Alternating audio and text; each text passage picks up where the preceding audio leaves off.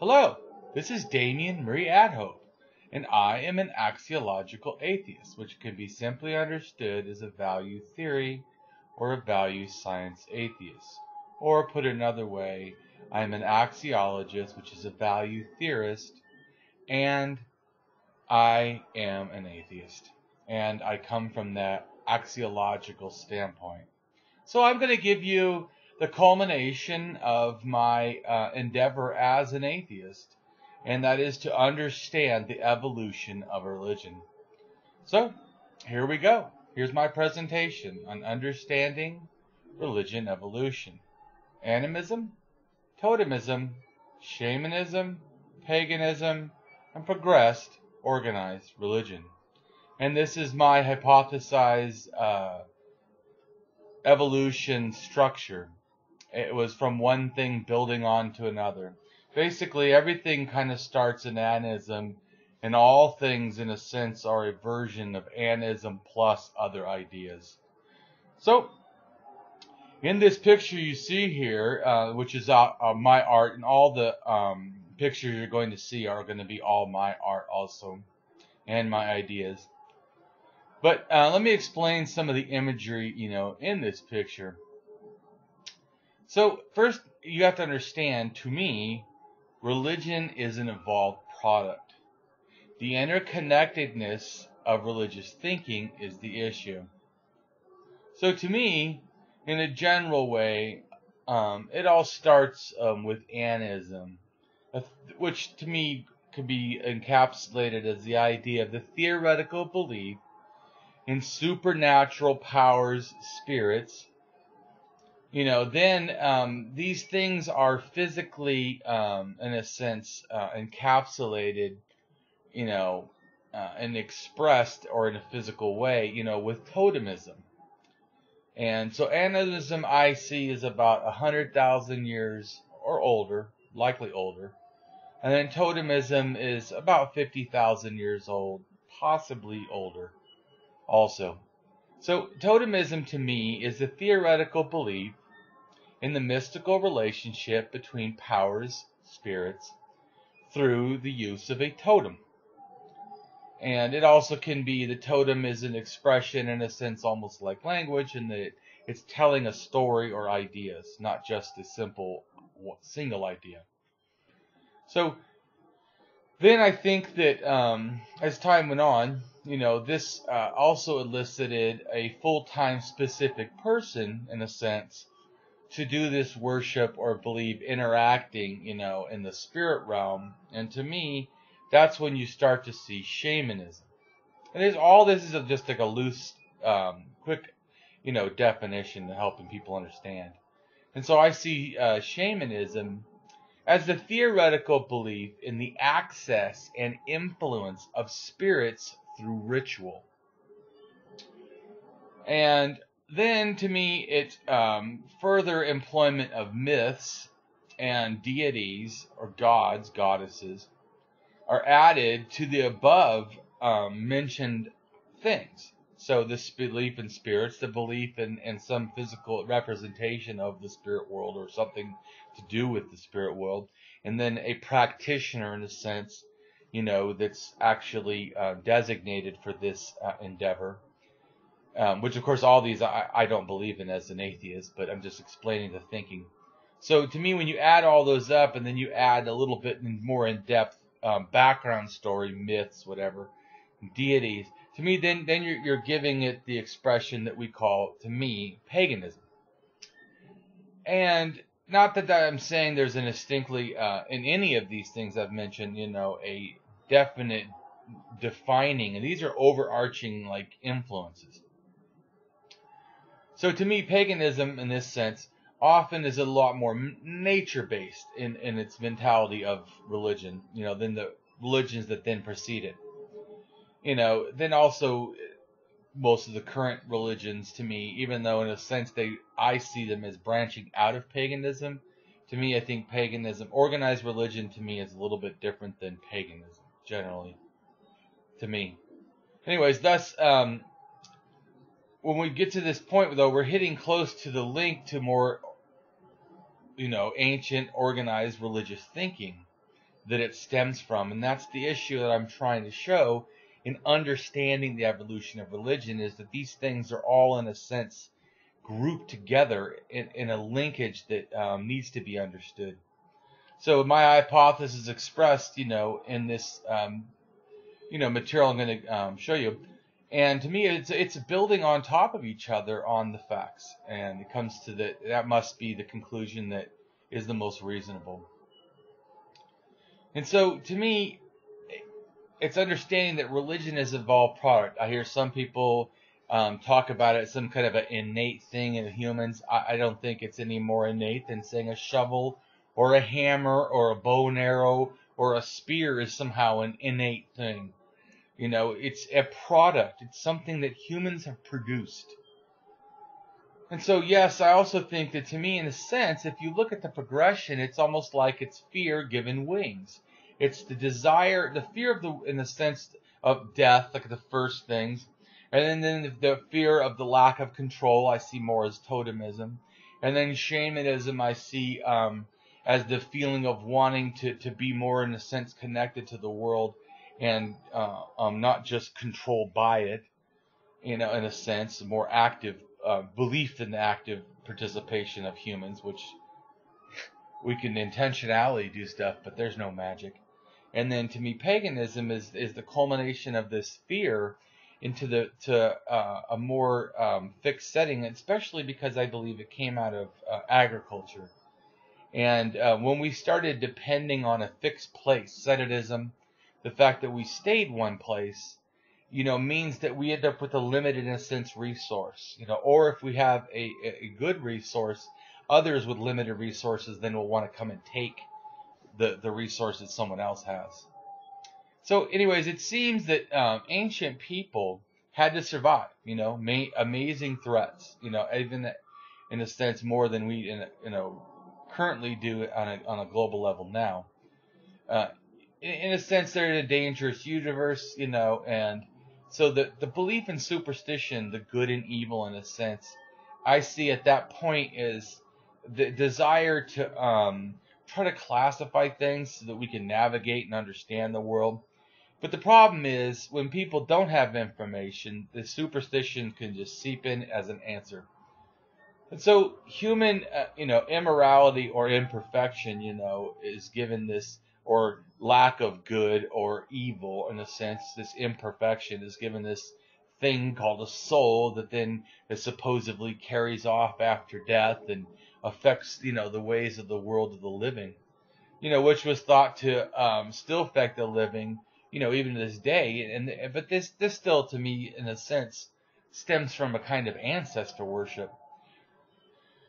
And so, but ancestors doesn't always have to be your personal ancestors. I mean, look at how, in a sense, America, we look back at our founding fathers or whatever, our ancestors, and they're not, ancestors to us, but in a sense, they're almost like a clan ancestor.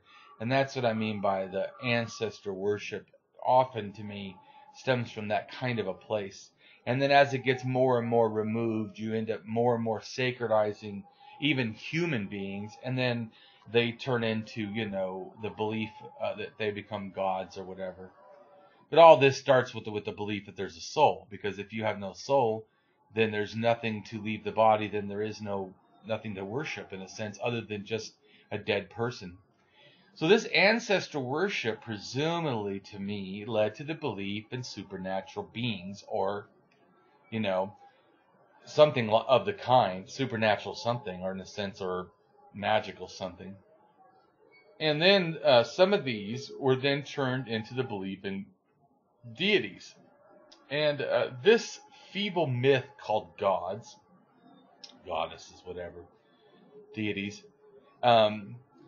it's just a human conceived, product. It's a term that in a sense is made from nothing, doesn't go into anything other than just myth or claim, and it's this regurgitation of nothingness stated over and over again. Somehow they believe, changing again and again. It takes on all kinds of evolved characteristics.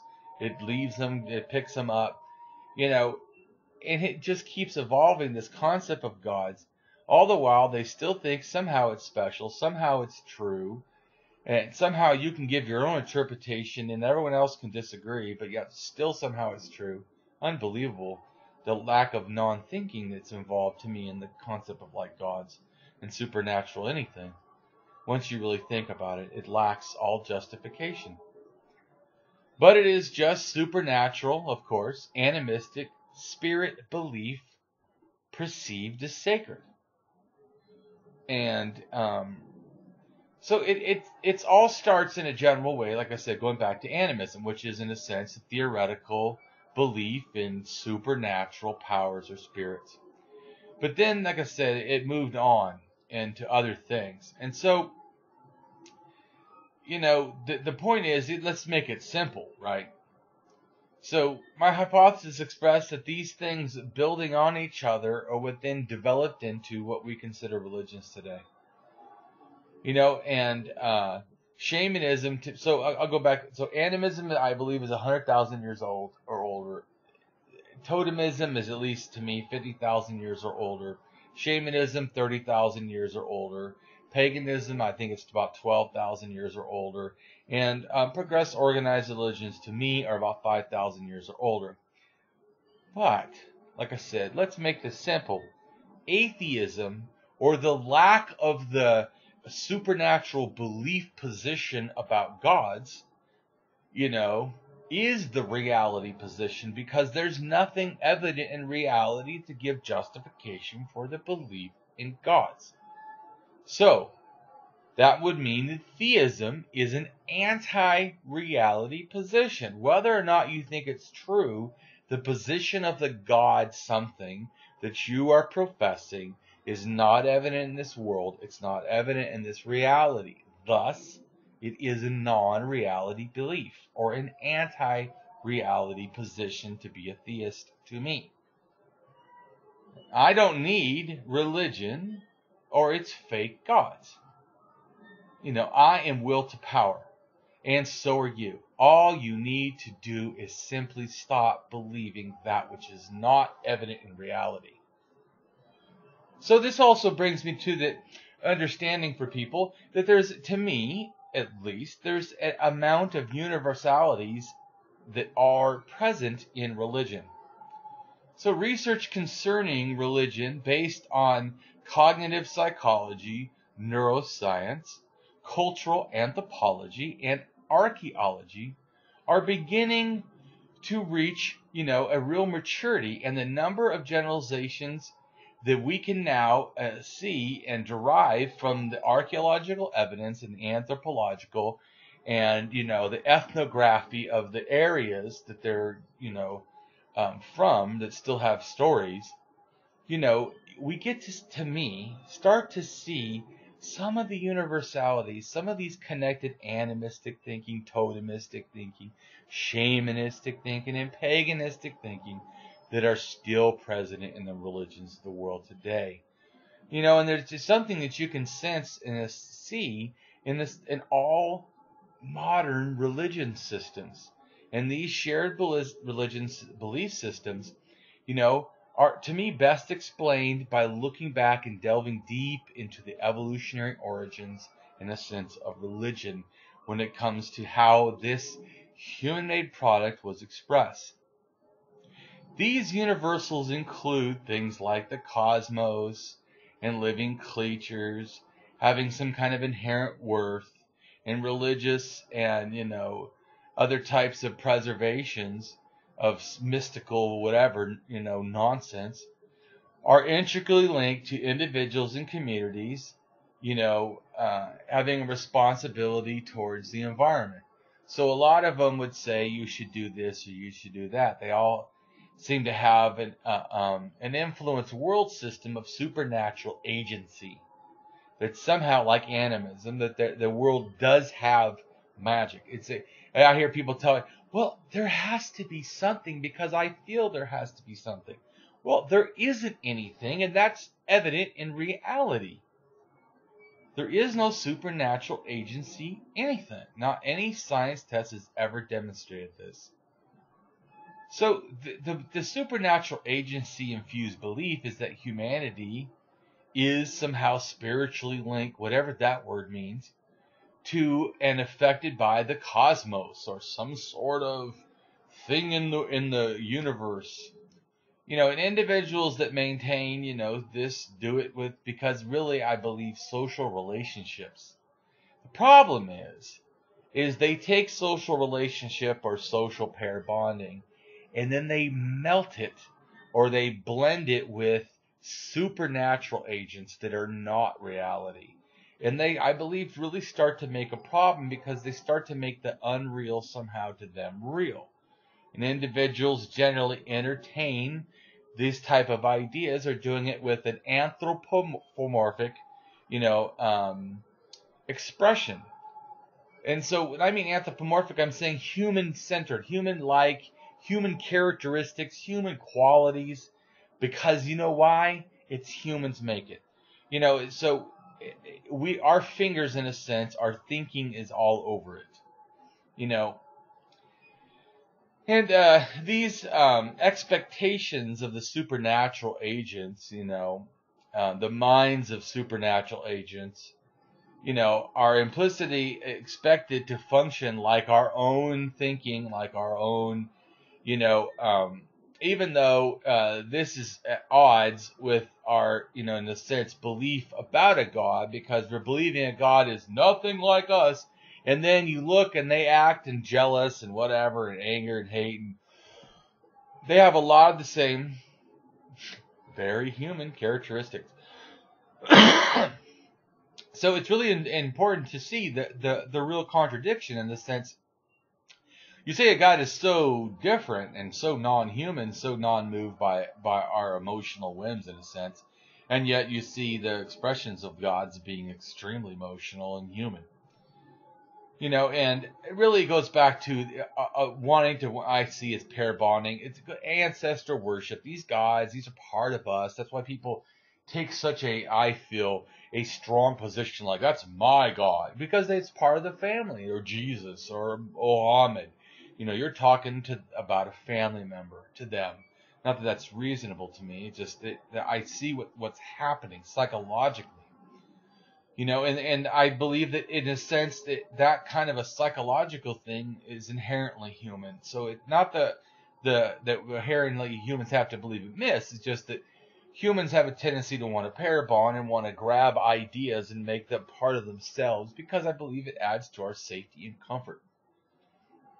So individuals are usually willing to subscribe to religious norms. They usually do it of their own social group or ones that they somehow admire. So it really isn't about truth. It's not like you find people you absolutely hate, but yet you still know it's true. See, I can dislike someone and still believe that their ideas are true and not like them. But often, really, to me, it's more about, and you see this too, because even Christians will go to the church they like. That pastor who's reading the same Bible as the other pastor, somehow this one makes you feel better because it's more motivational or more challenging or, some other sort of inspirational something or believes something. And to me, these are largely, implicit, unconscious, underlying beliefs, are this animism, totemism, shamanism, paganism, and it's all through, how we concern, religions today. Religions, to me, it really has to be made clear, is just nothing special. It's no more than your belief in a sports team or whatever. And in general, religious belief is largely a geography issue, and not because of some kind of inherent truth that one religion has over another.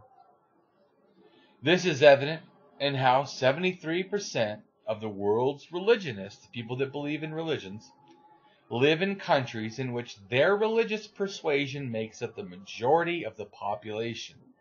And this was demonstrated in a Pew Research study. And so you need to stop thinking that you are somehow, if you were a believer, blessed to be born into the one true religion, so your religion is true by birth. So that moves us right along, though, because I want to start is, how did we get to animism? Well, to me, how we got to animism is actually pre-animism. Animism. And so pre-animism is at least 300,000 years old, possibly 500,000 years old, or who knows, older. Anyways, to me, at some point, the Homo erectus seemed to be basically gathering rocks, and on here you can see there's a little face, and here's another face, and these are all faces in a sense. They would gather these rocks and they would gather these rocks, and they, by the way, they weren't as, I made it like he's sitting on it. It was not that big. They were like, little pebbles almost the size of your hand. I just drew them like this so that they were more interesting for the art. But the thing you need to understand for me is that a lot of these had one eye open, one eye closed, or just one eye closed, like this one doesn't even have another eye. But several of them had an eye closed. To me, not only is it anthropomorphic face of a human in a sense, that these rocks they were collecting or modifying to make them more human looking, they also, to me, simplify some sort of extra expression. To my personal opinion, I think it's the pre-ism has some validity, animism, is because I think that it possibly has to do with death. The eye closing is that sleeping or death. And so the fact that one eye open, one eye closed, I could see as probably life and death. Like, it's an expression of. And I don't know why some of them have two eyes open. I don't know. But I think that there's at least enough where you see a symbolism. And if nothing else, they certainly were doing anthropomorphic, humanistic, or human, expressed ideas, because they're collecting things that have faces on them. And then also the Tantan figure right here. This is supposed Venus, which I don't think is anything of the kind, but I think this is just a representation that shows you the anthropomorphic thinking that they're personifying and looking for, because this rock also is half, in this shape to begin with, in a sense, and then a little bit modified or possibly modified somehow. So, this is about 500,000 to I think 400,000 or something like that years old, and so this right here though shows you this is before 3. So let's just say it's even 5 to 3 or something. Still 300,000. So it shows. This is not a one-off. It's not like they found one thing and then I'm just assuming that there was some sort of a large thing. I'm not saying this was also super wide expressed, but still, there is an obvious expression. And this is really interesting too, is in a sense, the Homo erectus, I saw a thing that said that they were actually able to have some form of rudimentary speech. And a lot of people believe that it is speech that is necessary for actually transmitting religion. So to the top here, I made a rock as kind of like a ghost or a spirit, but to me, I'm not exactly sure what they thought about this. They may have just had a rock and to just like a gravestone or something, and not really a full spirit belief. I would say they're obviously thinking something that matters about death and stuff, I believe, or humans having some specialness or something.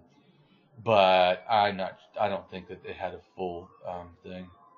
So, to me, pre-animism, in anthropology, is a stage of religious development supposed to have preceded animism, in which material objects were believed to contain a spiritual or supernatural energy, essence, something. Okay, but I consider this, to me, primal religion. Primal religion, to me, is basically the stage of pre-animism / maybe animism. Or at least that pre-animism or the divergence into animism at least involve, I think, burial or some kind of a thoughts of an afterlife or value of the person after they die. And it may have been transferred from Homo erectus to Neanderthals, who are also, in a sense, arcane, form of humans, when they bred with them. in a sense, and you see that some of the Neanderthal, stone tools, in a sense, could have been transferred from the Homo erectus. Anyways, or somehow developed together. Anyways, Neanderthals also, remember, bred with not just Homo erectus, which is the upright man, upright walking man, excuse me, but also Homo habilis, the tool, using man. And possibly others, which means they could have possibly learned some of these pre-animism ideas from one of them, or maybe multiple, or from all of them. I don't know. That were expressed, as a possible anthropomorphic art, expression like I'm demonstrating here, that could have related to some sort of I think, the beginning of ancestor veneration, possibly. And the earliest, European hominid crania associated with alluvian hand axes are at the sites in I can't remember how to pronounce it, but Acapecher, Sima, des Los Heredios, or something, I don't know. And Sima Coma, I don't know, I'm sorry, I don't pronounce these well. Anyways, dating to around 500 to 400,000 years ago. And these fossils, and cranium belong to Neanderthal crania. And but there also is ergo hominids have been attributed to some of the incipient stages of Neanderthal evolution to the Homo heidelbergus, or subspecies of Homo erectus. A recently discovered crania found in Portugal was dating to 436,000 to 390 years ago. And it provides important evidence to the earliest European alluvian-bearing hominids. Alluvian is a type of, in a sense, stone tools. And bearing hominids, as well as could show a transfer of those ideas between those species. So Homo erectus, upright walking man, lived between 1.89 million years ago to 100, at least, 143,000 years ago. Whereas early African Homo erectus fossils, sometimes called Homo erectus, are the oldest known early humans, or early archaic humans, to have possessed modern human-like attributes. The earliest evidence of hearths, or campfires, occurred during the time range of the Homo erectus, while we have evidence that the hearths were used for cooking, probably also involved sharing food, I would most likely assume. They are likely to have been places also of social interaction, including, the invention of religious ideas and superstitions. And they also use fire for warmth, to stay warm and from large predators. So there's more than one use. But it's just they already were having this technology, so they already were utilizing, in a sense, science in a small way. So to me, pre-Animism, which may have included, I believe, fire sacredizing or worship as part of maybe its magical elements. Anyways, Neanderthals used fire at least 400,000 years ago. And there is evidence of a 300,000-year-old campfire from Israel that not that surprising, though, after human ancestors have controlled fire from about 1.5 million years ago to at least by 300,000 years ago, like I'm saying here for Animism, and of course beyond. The benefits of fire are not only to cook food and to fend off predators, which they does do, But it also extends, in a sense, today. It adds to the ability for community bonding. By how fire, even in the middle of the darkness, the flames can excite people, and seem magical and stimulating. And possibly even inspiring, some of the beliefs and spirits, or like fire is believed to be, in a sense, alive and animate. And this also, to me, has to do with possibly, even sun worship. And really interesting about fire and sun worship is, to me, they have a same animistic thinking about what's going on. So, but I don't think that we need to understand it's not like, I believe, just a recent thing that humans invented. No. Worshipping things like fire, sun, whatever, or feeling it special, this isn't even limited to humans. We see these in the fact that there are sun-worshipping baboons who rise early to catch the African sunrise, and they race each other to the top of this, cliff for the best spots to view the sunrise. And thus we might rightly ponder, how much did fire-sized tales aid in this socio-cultural religious transformations and or evolution? Just think, in the dark, under the flickering lights, of the fire, both, above and below, the core of the fire and the flames, licking up into the sky, in a sense, can add a feeling of wonder, fear, majesty. And this is even including a superstition that as me, or us as an advanced species that knows fire is not magic, fire can still have a very alluring, like why people like candles and fireplaces and stuff like that. It just, I think it goes back to our feeling of this majesty that it has, or superstition about it.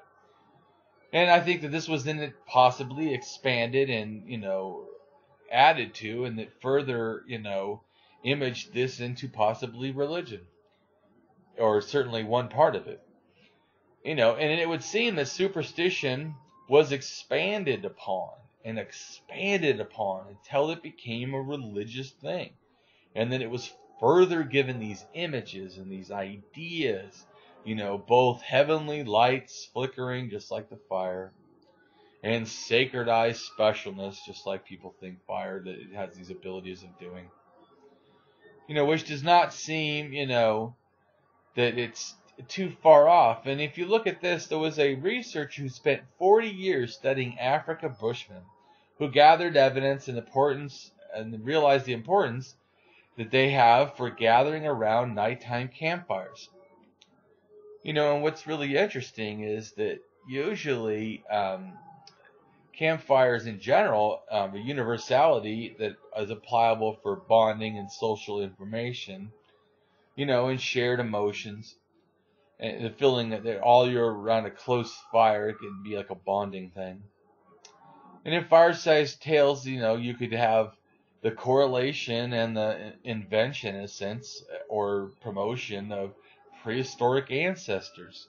Then they might have, just think of the people back, at the time of Pre-Animism and stuff, that sitting around a fire, not really understanding the world at all. But look at even the Bushmen today, currently, have us live in a similar way of being very close to nature. And although we cannot directly peer into the past of these, Homo erectus, we can, in the sense, look to the current, indigenous Bushmen. And these people do live in a way that, is not that different from our ancient ancestors, how that we lived, in a sense, for 99% of our evolution as humans. Therefore, we can somewhat draw some reasonable parallels, such as how daytime conversations for the Bushmen are focused mainly on social relationships with a small percentage of stories. Whereas, when evening comes, the conversations around the campfire are more centered on storytelling, especially adding stories about spirit world or other worlds. So there's real mythology and fantasy, adding possible credence to the thinking that nighttime darkness, full of fear and wonder, with the flickering lights of the fireside, allowed more of a magical thinking and superstitious tales to be put into the environment of the thinking. And this can, I think, produce, the added element that was, in a sense, sparked, or could have sparked, the social culture revolution, transformation, or religious evolution beginning in the Pre-Animism. And the importance also is of water, along with fire. And instead of, in a sense, human hidden factors that we seek out and we see as special. Many people see the touching of water or being, baptized as this water does something, just like fire purifies or whatever. It just goes back to these real basic, involving these many religious themes currently that are really lingering, primitive ancestor animism, that is still seen in current religions today. Fire as sacred or magic can seem, all-consuming fires. People talk about volcanoes, lightning as gods, their power, their vengefulness, their holy fire. Fire as a means of transformation, magical purification, or just magical being in itself. All of which, of course, is fantasy world, nonsense, non-reality thinking. But as well as this fire worship, or worship of the sun, or punishment, hell, lake of fire, which could, in a sense, be a mixing of fire and water, if only symbolically, used, and they're believed to be used, or believed to be connected to ceremonies like bonfires, eternal flames, sacred candles, incense, lights, lamps that are left on for a sacred purpose or a special, believed purpose. It's just, to me, animism. And these are some of the forms that you incorporate, into many faiths. And there's fire worship, and let me just list a few religions that have fire worship. Judaism, Christianity, Islam, Hinduism, Buddhism, Sikhism, Baalism, Shintoism, Taoism, etc. All this worship of fire/sun are hardly special. And they're not even contained to us. They're seen in primates worshipping even thunderstorms, or fires, or sunrises, as I talked about before. So we have, in a sense, forgotten how nature worship, animistic superstitionism, animistic somethingism, or animistic supernaturalism is present in today's religions. The mega religions that we have today, think that they're so far removed from this animistic, or pre-animism thinking, but they're not. They're simply an evolved form of it. Their rituals, their beliefs, their prayers have a connection to animism, nature worship, but are more hidden or sometimes stylized. But don't confuse the burning of candles, the worship of fire. It is relatively, in the most sense, the same thing. And then you have to also ask, these things art, are they just art? Or really some form of animistic, ancestor veneration? So for me, pre-animism ideas in rock art, as we were talking about earlier, like this here and here and here and here and here and here and here and here.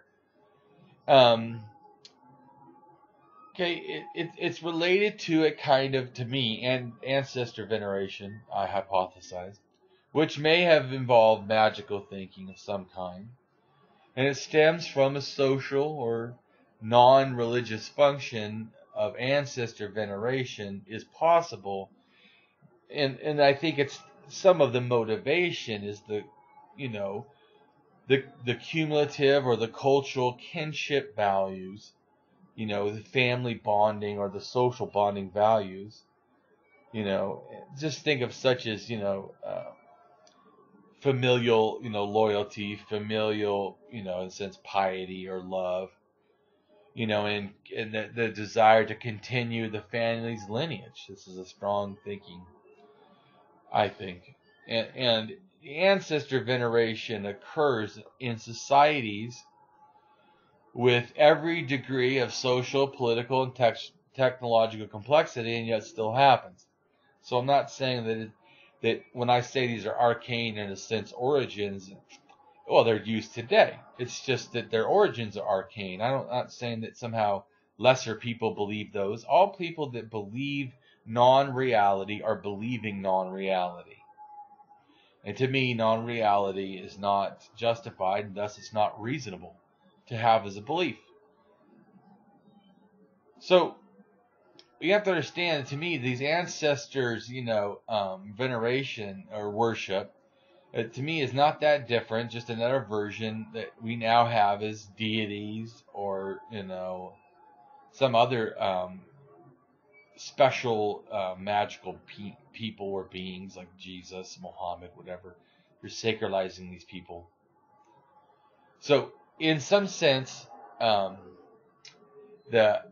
Afro-despotic cultures, ancestors, are seen as being able to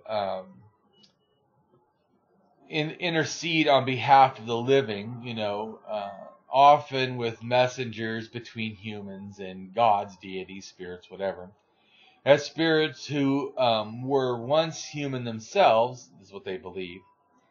They are seen as being better able to understand human needs than would be a supposed divine, godly being that was not, in a sense, from ever human. This reminds me even of Jesus, like somehow they can understand better because he was supposedly human for a while. In other cultures, though, not African, the purpose of ancestor veneration is not to ask for favors, but one's duty. Some cultures believe that their ancestors actually need to be provided for by their descendants, and their practice includes offerings of food and other provisions. And I think this is also seen in early animism graves, the belief that they needed food or trinkets or gifts or something to take to the afterlife. And although there is no generally accepted theory concerning the origin of ancestor veneration, the social phenomenon appears in some form in all, in a sense, human cultures, documented, or at least it seems so far. So there also is a claim, that ancestor veneration might have served some sort of a group coordination role during the early human evolution. And thus, it might have been more of a mechanism that led to religious representation, fostering, in a sense, the desire for group cohesion. Let's all mourn this person. I know you're hurting. I'm hurting with you. Here, let's make a thing make you feel better. Let's, here's this rock with the face. It's Johnny or Jeff or whoever, or Sally. So, to me, I think it's intentional burial really demonstrates this, particularly with grave goods, signifying some sort of a concern for the dead, and a concern even that they need to be cared for after death. Neanderthals, in a sense, were one of the main first human species, or arcane human species, to practice burial behaviors. Certainly to practice them on a wide scale. And the intentionality, they would actually bury their dead. So, doing so, though, in shallow graves, but along with, stone tools, animal bones, other, red ochre, symbolic things.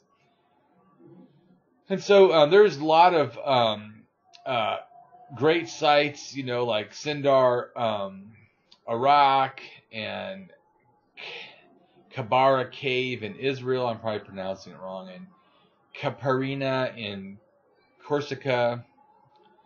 The earliest undisputed human burials, though, human, I mean as in current, more modern humans, not Neanderthals, dates back to about 100,000 years ago, with remains stained with red ochre, just like the Neanderthals before them, showing a ritual intentionality similar to that of the Neanderthals that did it before them.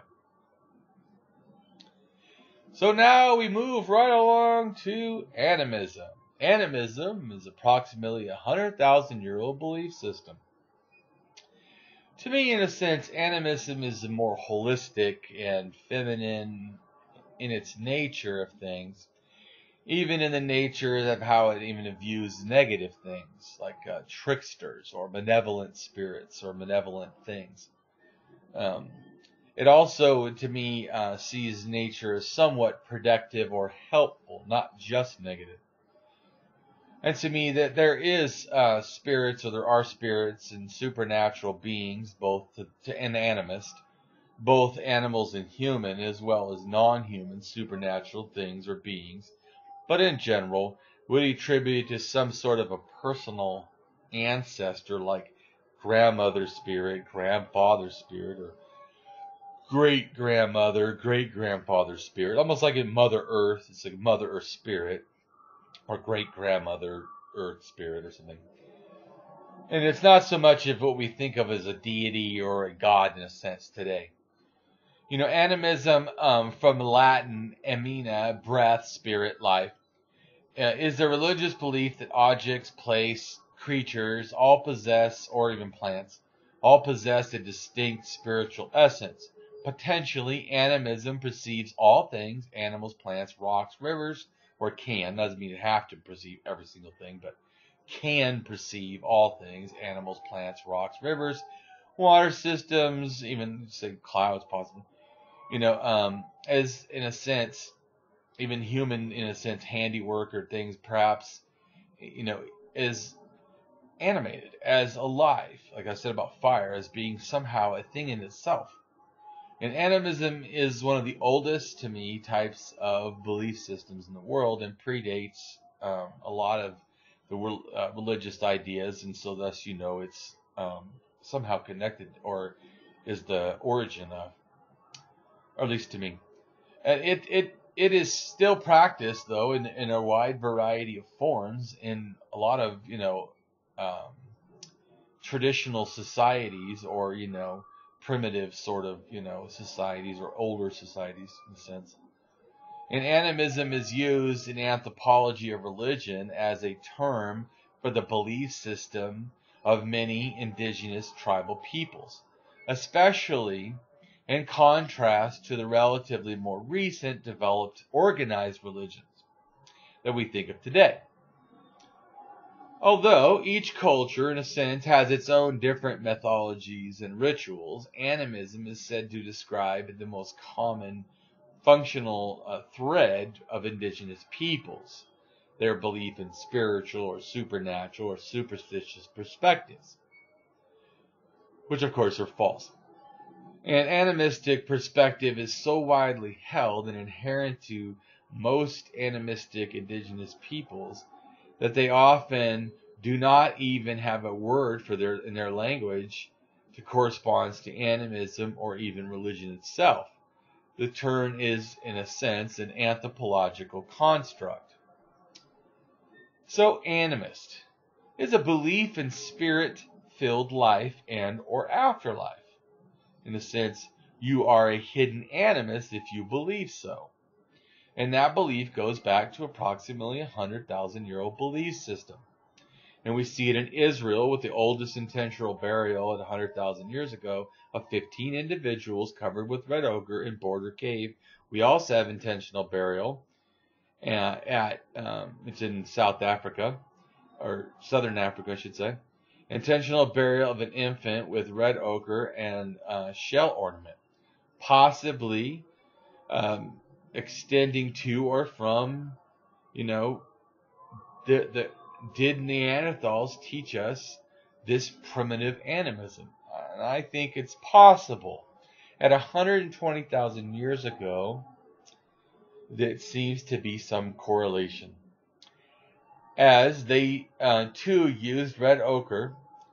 And well, it seems that Neanderthals may have transmitted, possibly to me, this primal animistic religion, or at least the belief in intentional burial, or thoughts possibly on afterlife in some animistic way. It seems to express or be perceived as this primal type of animistic religion, which to me, from the if you look at what the Neanderthals did, it could have come from them first, because they were doing intentional burial at about 250,000 years ago. And they were definitely using red ochre on their burials from about 230,000 years ago. And they also have, by that time, had grave goods. And it just clearly has to be some sort of an animistic thinking or belief in an afterlife or ancestor worship or something. So I think the idea of that Neanderthals, who may have, to me, transmitted a primal religion anism or pre-animism, is not as crazy as when you think, because then you consider this. It appears Neanderthals also were religious. They actually built some sort of underground circles at 175,000 years ago. And it's thought by some it was some sort of a cathedral or religious arrangement, or possibly a place of worship. And evidence also suggests that Neanderthals were the first humans, in a sense, to, especially on a large scale, to intentionally bury the dead. And like I said, they're doing so in small things. And also Neanderthals had possibly it transmitted to them. Because if you look at the earliest burial itself, or potential burial, is at 350,000 years ago, where you have in a sense, a red or pink stone axe that is unused, dropped on top of a pit with 27 Homo heidelbergus, almost as in a like a large mass grave with a reminder stone or something, as well as the fact that the oldest Stone Age art dates to, in a sense, to 500,000 to 233,000 years ago. And it could have been possibly, a female representation, even with magically believed qualities. Now, I don't think it was a goddess or one of these Venus things, but in a sense, it was found in Israel.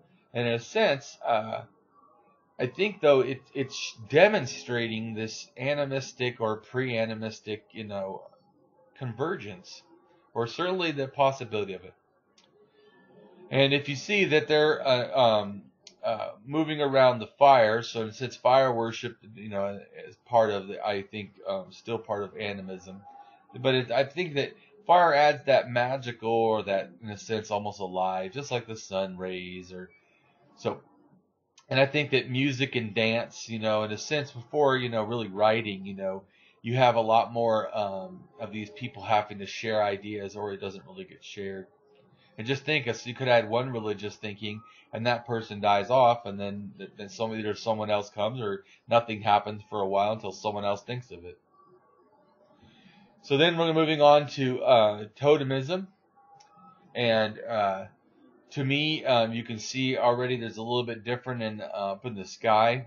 Their belief, I think, about the world is a little bit different than the animist. And this right here I see is the thing that then, to me, becomes the deities. It's in a sense, I see it as the clan ancestor, or almost like an archetype ancestor, where they're not really an ancestor. It's like a myth about an ancestor, sort of. That then I think later then becomes more removed from ancestor and just becomes a myth and a god. So anyways, you can see here that he's holding a female figurine, a possible, magic, hunting magic or something. I don't think that 50,000 years ago, I don't think these female figurines, which this one is not that old, but not 50,000, but figurines in general were not, I don't think deities came until paganism to me. But let's say, so totemism to me is a little less holistic than animism. And unlike animism's more female nature to me, I see totemism as a little more male-centric or male in nature, masculine in nature, especially compared to animism. With its highly or heavily supported taboos and laws in a sense, or structures, or clan structures, this is us, that's them, we're better, they're not, or they're good, or just a classification on a more extensive level in the religion itself. And things have to be separate and have to be the belief in the sacred and the profane, the off limits and the allowed and the clean and the unclean, and it starts becoming something that's in running in the entire part of the person's lives, to me. And so things in nature are to be, in a sense, controlled and feared or utilized. And things in nature have, in a sense, a danger and can, in a sense, be evil or harmful or bad or should not be done. And this also can, things can be used for good, can be helpful or protection. So there are spirits, in a sense, in this belief too, that are made, in a sense, different than animism in their shape and their metaphorical clan ancestor. And there's also, to me, supernatural beings, though I don't think that they're godlike, but they are both animal and human-like, just like in animism, because in a sense, this is animism plus, an extra belief in a sense of physical expression and separation of things. But there are animism animals that are, in a sense, calmer or less harmful, like birds, or a stork, referencing life, and snakes that are smiling in animism. So you have more of the different birds, in a sense, I feel like. This is just a general.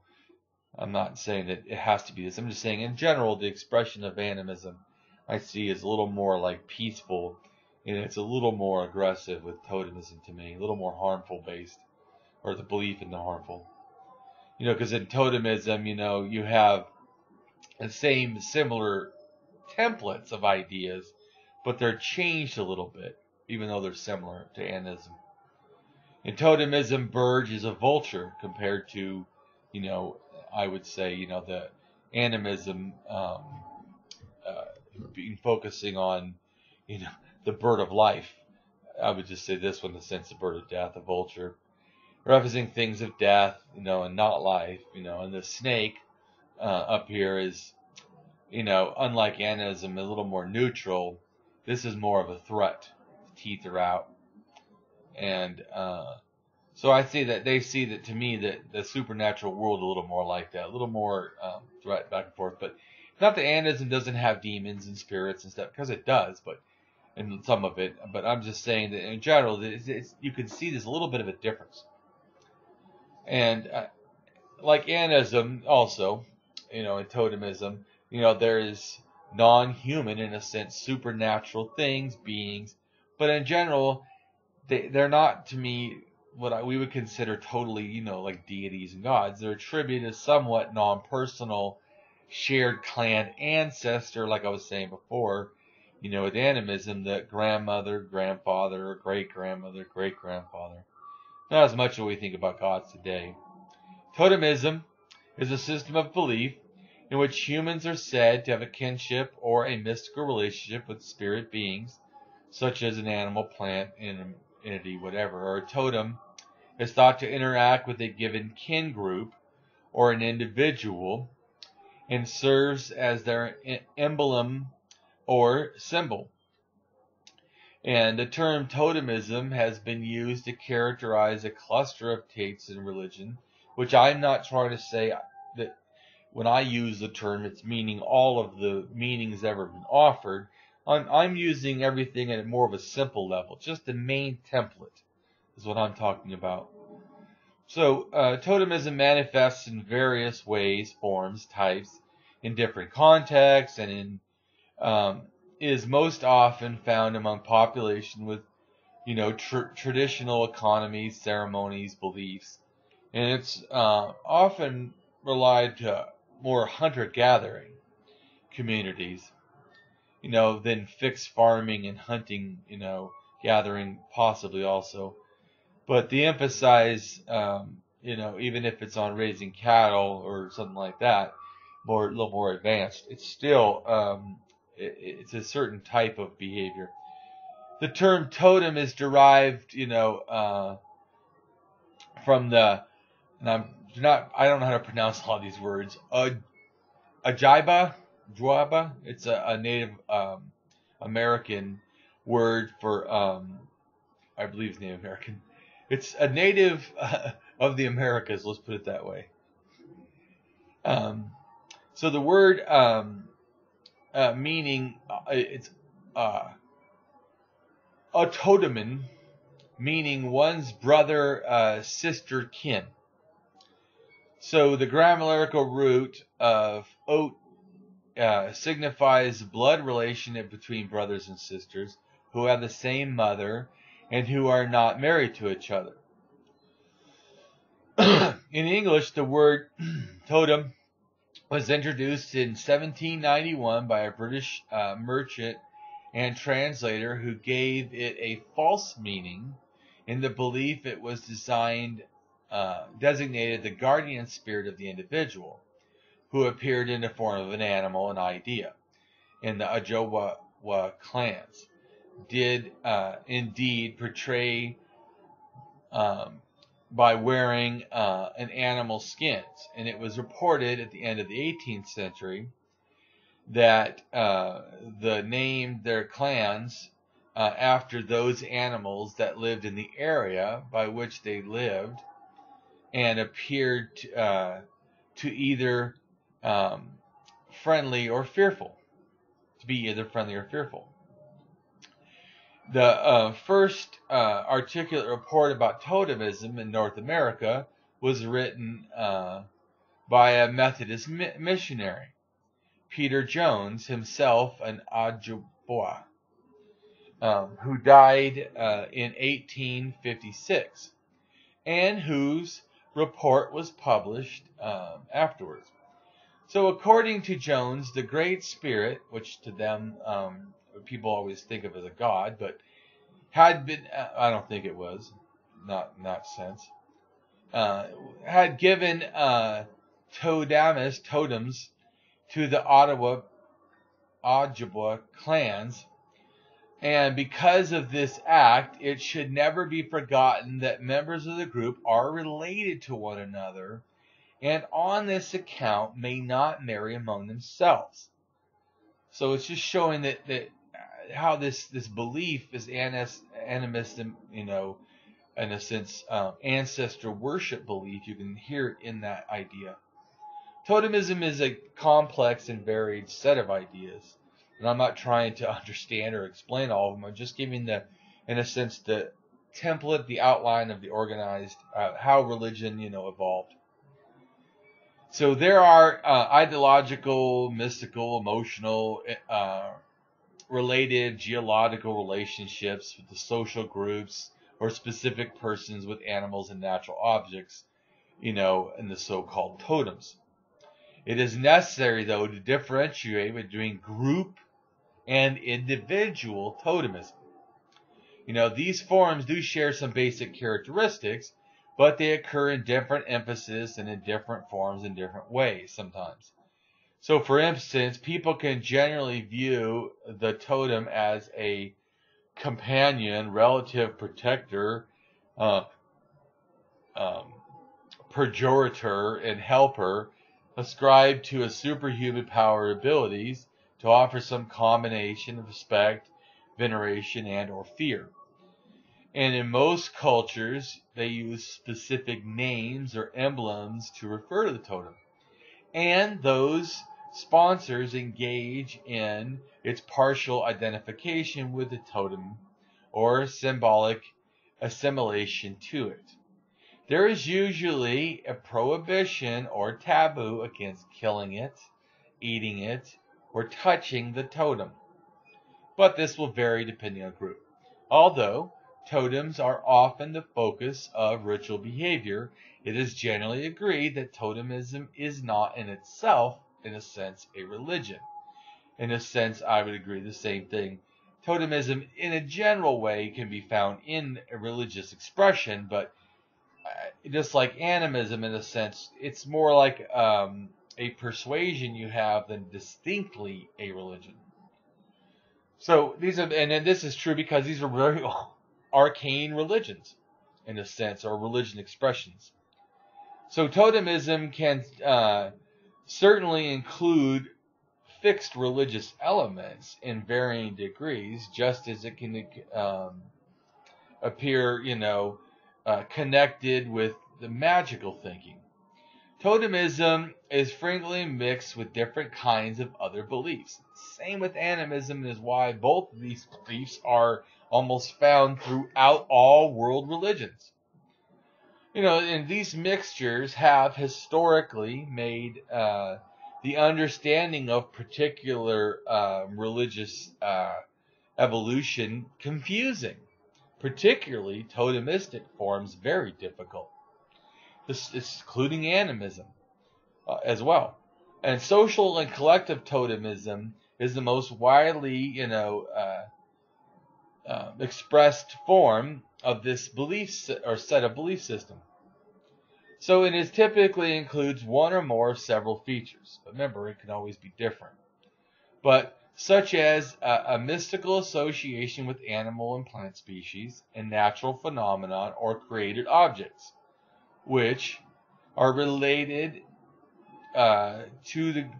believed to be related, I should say, to the groups, lineage, clans, tribes, moieties, whatever.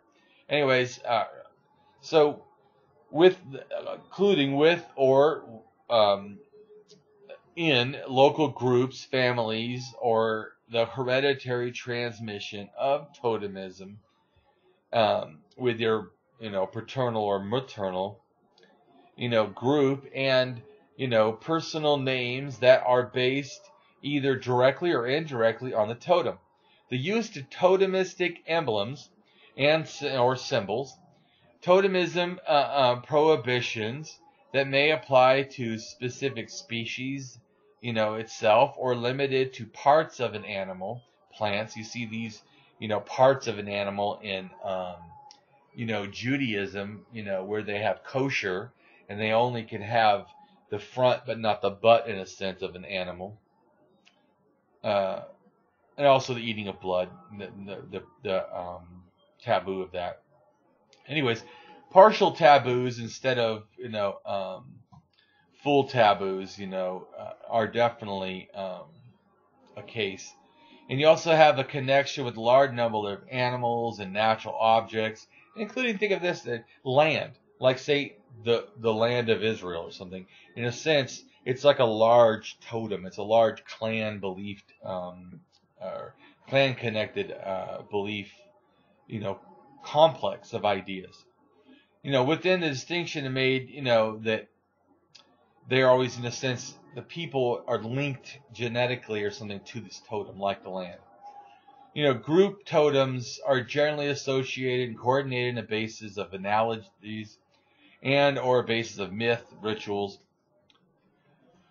and just why particular animals or natural things, which sometimes possess, no, in a sense, economic worth, or, can't be consumed and used in a beneficial way for humans, it may be originally reflected as totems, often based on some eventful things that happened, some occurrence, some moments in time in people's past and then become folklore traditions regarding these nature things, that then become totems and given a sacredness, like sacred land, sacred places, sacred people, sacred things.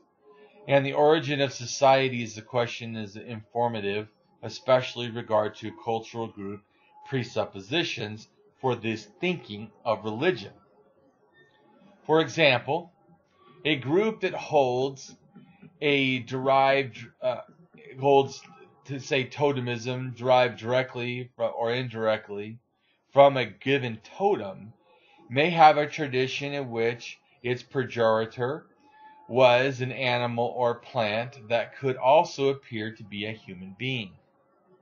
In such belief systems, groups of people and or species, and just think of this, if you think that sounds weird, right? That'd be like the Moses talking to a burning bush, that sometimes a plant could appear as a human being.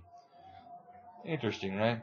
Yeah, so it's a bunch of totemism and animism involved in religions. So anyways, groups of people, species, and plants, animals, thus can have progenitors or, champions or whatever, ancestors in common, or even if it's metaphorical. Which I'm saying, that to me, this is the metaphorical ancestor, which then becomes, in a sense, deities, gods, whatever. To me. So, in a sense, in other cases, though, there are traditions that the human progenitor of a kin group had certain favorable or unfavorable experiences with an animal or natural object or land or whatever, tree. Then order the descendants respect the whole species of plant, animal, place, land, whatever, person, ancestor, in other words. A group totemism was traditionally common among peoples in Africa, where I believe that original religion originates, India, which it was transferred to, Oceania, especially Malaysia, which it was also transferred from Siberia and areas like that, and China anyways. So, and they also are found in North America and parts of South America. Both those to me come from Siberia, in a sense, Inner Mongolia, some parts of China, anyways, Japan. These peoples include, and among others, Australian Aborigines, African Pygmies. These are all people that are practicing totemism. So various Native American peoples, and most notably the West Coast Indians, predominantly the ones that were fishermen, including, not limited to, California Indians and the Northwest, in a sense, Indians or Native Americans. And moreover, group totemism is represented in a distinctive form among Urgrats and West Siberian hunters, fishermen, who also breed reindeer, including there used to be the riding of reindeer, like in Santa Claus. Anyway, so as well as among tribes of herdsmen in North and Central Asia.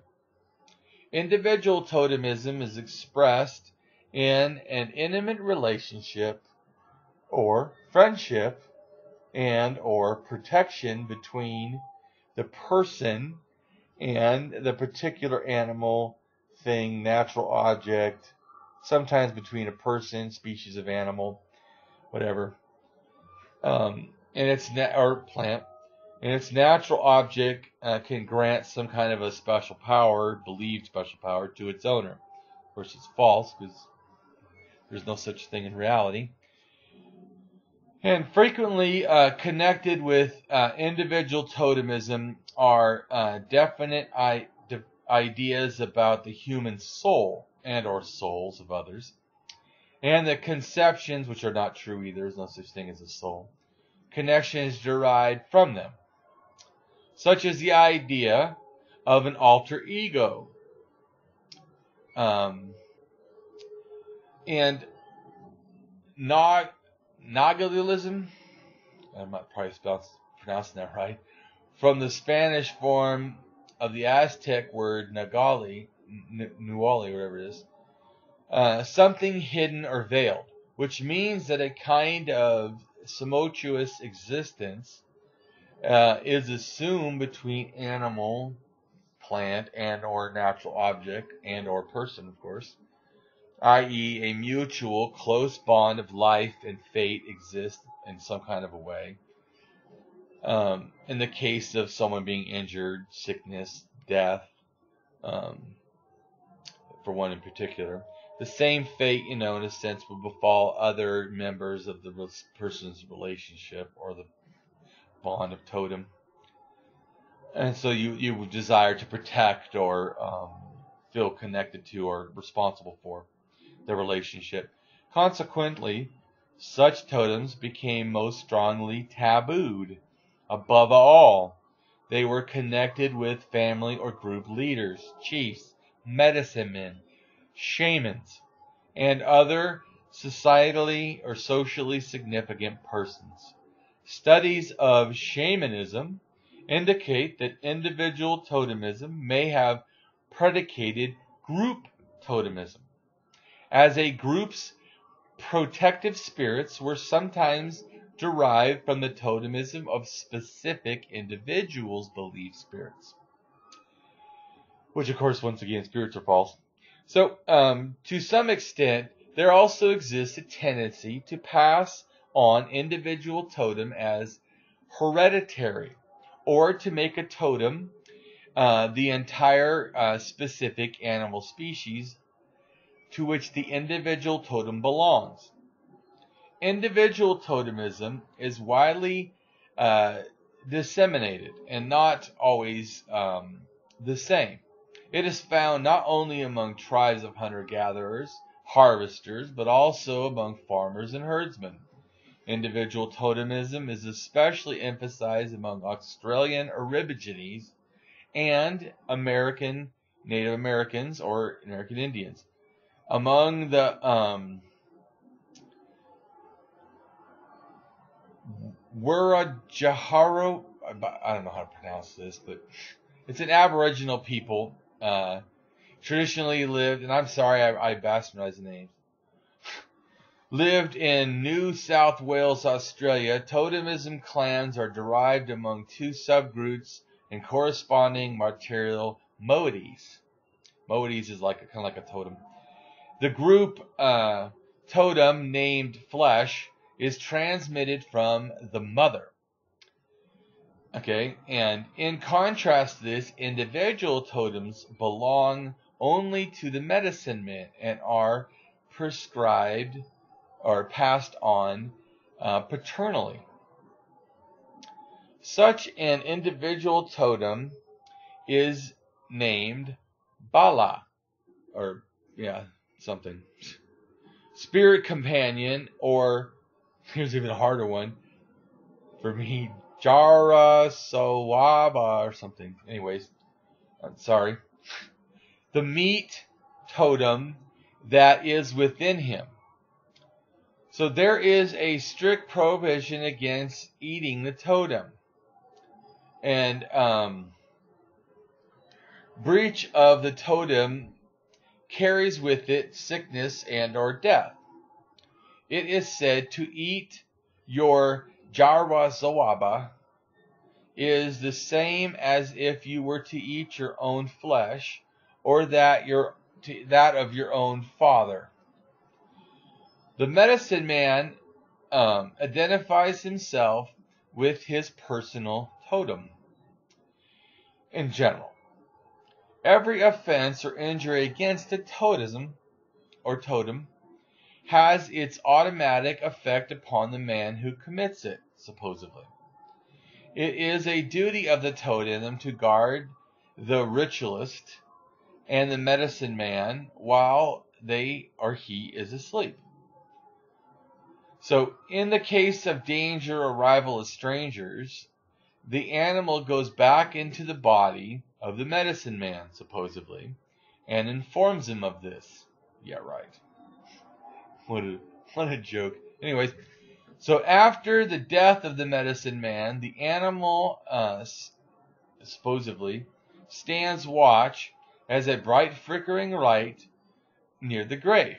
Yeah, a bright flickering light. Let's see. What does that sound like? Doesn't that sound like fire worship? Doesn't that remind me of the animistic and pre-animistic possible fire worship? Anyways, mention that they put flickering light, right, with the spirits or the animal or whatever. The individual totem is also a helper of the medicine man. The medicine man emits the totem in his sleep or in a trance so that he can collect information from him, supposedly. In this tradition, the sorcerer, or shaman, whatever you want to call him, priest, may also, or practitioner, may also be, or medicine man, by, this may be done by, in a sense, sorcery, may be done, or whatever you want to call it, totemistic expression, by, or animist expression, in a sense. By singing, for instance, the medicine man can send out his totem to kill an enemy. It's believed that he can. The totem enters the chest of the enemy and devours its viscera, whatever that is, probably the soul or spirit or something. The transmission of the individual totem to novices is done through the father or grandfather, who, of course, himself already is a shaman, medicine man, practitioner, whatever, something, totemistic, something, leader. Anyways, while the coordinate lies on his back, the totem is sung into him, believed to be. The blood relative who is transmitting the totem takes a small animal and places it on the chest of the youngster. During the singing, the animal supposedly sinks slowly into the body and finally disappears into it. Of course, this also could be done with a plant or a symbol of a person or something like, cross or Jesus, or comes into you, and you ask Jesus into your heart, same way, same mythical, mystical bullshit. All right. So, the coordinate then is instructed on how he is to treat the animal as his comrade. And he is further instructed in song and in ritual ceremony, that is necessary supposedly to detach the totem from his body. And along the Nor Papua New Guinea perennial groups, there is a spread of several over several villages and are associated with animals, especially with fish. They are believed that they are born from these totems. Tells you like the birth of myth. Certainly, I think really got going in totemism, the beginning of it, at least. Or at least the motivation that it would then give you to myth. And they make the totem. Children are given the opportunity to decide during their initiation whether they will respect the paternal or the maternal totem. So each group of relatives has a holy place, totem place, to which the totem animal brings the souls of the dead, and from which the souls of children are also believed to come. So totem animals, or plants or whatever, are represented in various manifestations. The spirit creature is in sacred flutes. Is also a way that this is done. And you see flutes as one of the first, very interesting, real musical instruments, that and a drum. And because there's already at 40,000, I believe, that there's flutes, evidence of flutes. So it is extremely old and probably relates to all this stuff. Okay, in disguises, like also the spirit creatures can be found. And also, it's believed that the manifestation of spirit figures, you know, are in a sense preserved in each man's house, you know, and so at the end of the initiating ceremony, the totems are in a sense mimicked by the members of the group, and this happens in Malaysia. Anyways, individual totems have been part of the tradition, particularly persons of the dream of a spirit or ancestor or a dead relative. This spirit appears in a human form, presents him or herself as a helper, protector, and the names of an animal, plant, so as an object in which he is supposedly manifested. And it is observed by some that manifestations of animals are recognized in the behavior or of the animal's embodiment of their protector spirits. Sometimes members of the tribe also carry with them a particular such animal. And not only the particular animal, but sometimes the whole species is given a due respect as a totem, or because of being a totem. Meals and blood offerings are also presented sometimes to animal spirits or plants.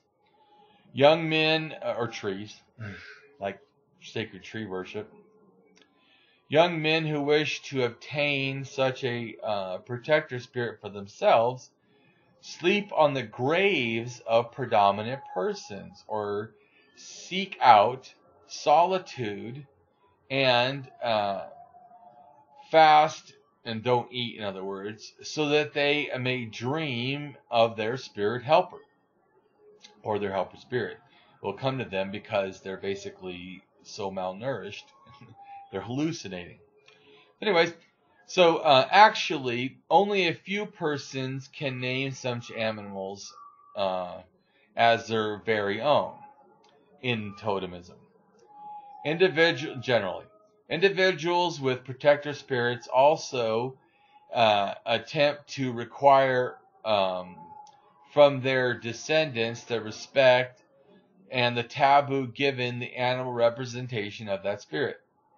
As a rule, or a general rule, such descendants do not expect special help from the protector spirit, but they observe the totemistic regulations anyway. So, the Burhar, I'm pronouncing it, I'm sure wrong, a people were traditionally regiments of the jungle in India, and organized into perennial exorgrams, totem groups. And so according to one imperfect list, there in general, there's like 37 clans. 12 are based on animals, 10 on plants, and 8 on Hindu castes and localities, or locations of land. And the rest are on objects. So this just shows that, in a sense, you can't just think of totemism as animals. Some people just do that. It also is plants. It also can be like the Hindu castes, you know, and also localities like land, like I said, sacred places, like, the land of Israel is special or something, the God's chosen people. That's all it has to do with totemism to me. The totems are passed down within the group. The tales about the tribe's origins are also connected to this, suggesting each totem had, in a sense, this kind of a deep connection with the birth of the ancestor or clan. And the Burhor think that a temperamental or physical similarity between the members of the clan and their totem occur. Prohibitions or taboos are sometimes cultivated to an extreme degree in regarding eating, killing, or destroying the totem. The clan totems are regarded as if they were actual human members of the group. this is the same thing like I was saying earlier, the thinking now like that's my God, or I believe in Jesus, and somehow they think of it as a member of their actual like family practically, even though it's in a sense an extended. And this, as I understand it, the more it's believed that if there's an offense against the totem, the more there's a breach to the totem, the more the corresponding, in a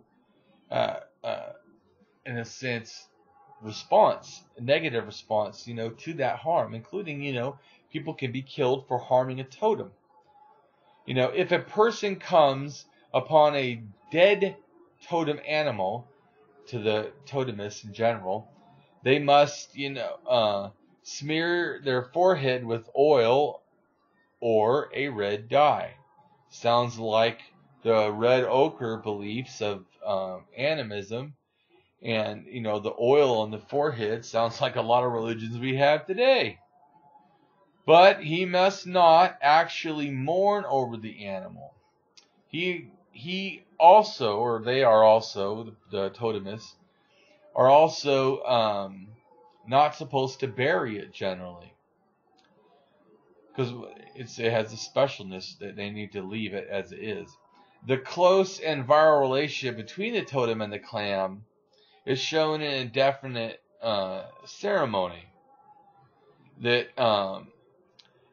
the yearly offered in a definite ceremony, offering to the chief spirit in a sense, which I think in a sense a chief spirit is almost like a god, but it's the archetype that they then I think becomes, it's the chief spirit of the ancestor, hill, and then some or a place or animal or land or mountain. Each Boer community has a tradition of an old settlement that is thought to be located on a hill in the area they're in.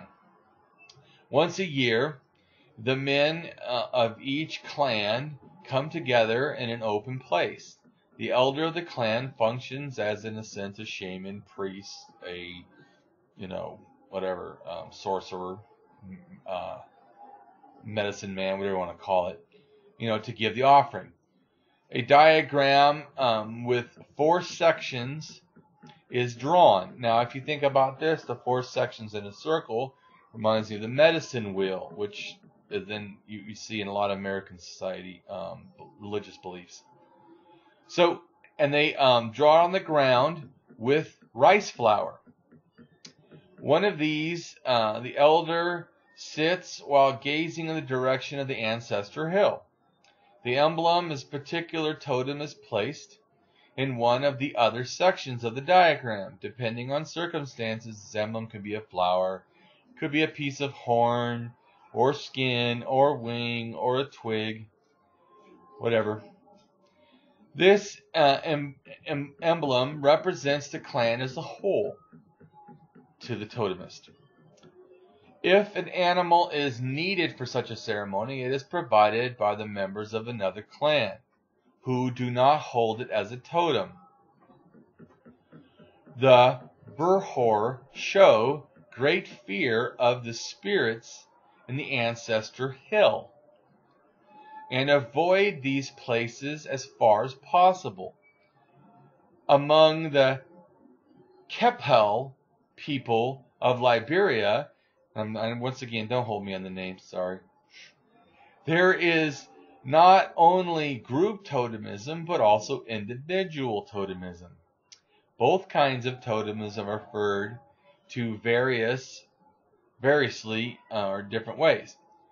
In things like things of possession, things of birth, things of the black men, or whatever. Anyways, so these phrases express the idea that the totem always accompanies, belongs to, and stands behind a guide or is a warner of dangers.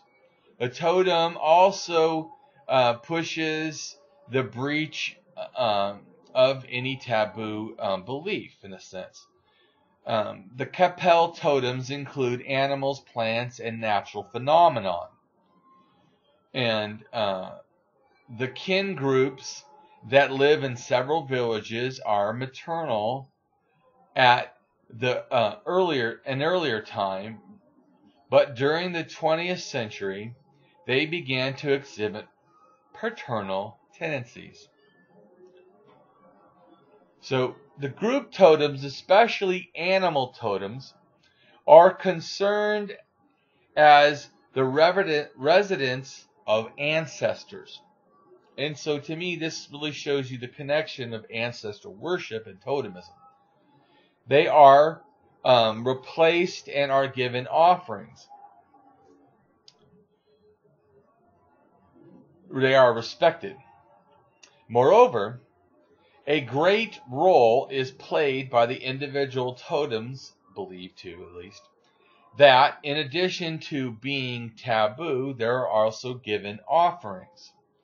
Personal totems that are animals can be transmitted from father to son, from mother to daughter. Or on the other hand, individual plant totems are assigned at birth, or possibly later in some instances. The totem, also communicates or is believed to communicate magical powers or have magical powers or magical things to communicate. It is even believed possible to alter one's own totem animal. Further, it is considered an alter ego of the person in totemism. So, persons with the same individual totem prefer to be united in communities. The well-known leopard confederation, a secret association, seems to have grown out of such desires. Entirely different groups produce paternal taboo communities that are supposedly related by blood. They comprise persons from actually several tribes often. The animals, plants, and actions made taboo by these groups are not considered as totemisms sometimes. In a certain respect, the individual totem in this community seems to be the basis of group totemism. So let's go on further on totemism. Is a belief in spirit-filled and or life after life, can be attached to or expressed in things, objects. Then if you believe this, then you are a hidden totemist.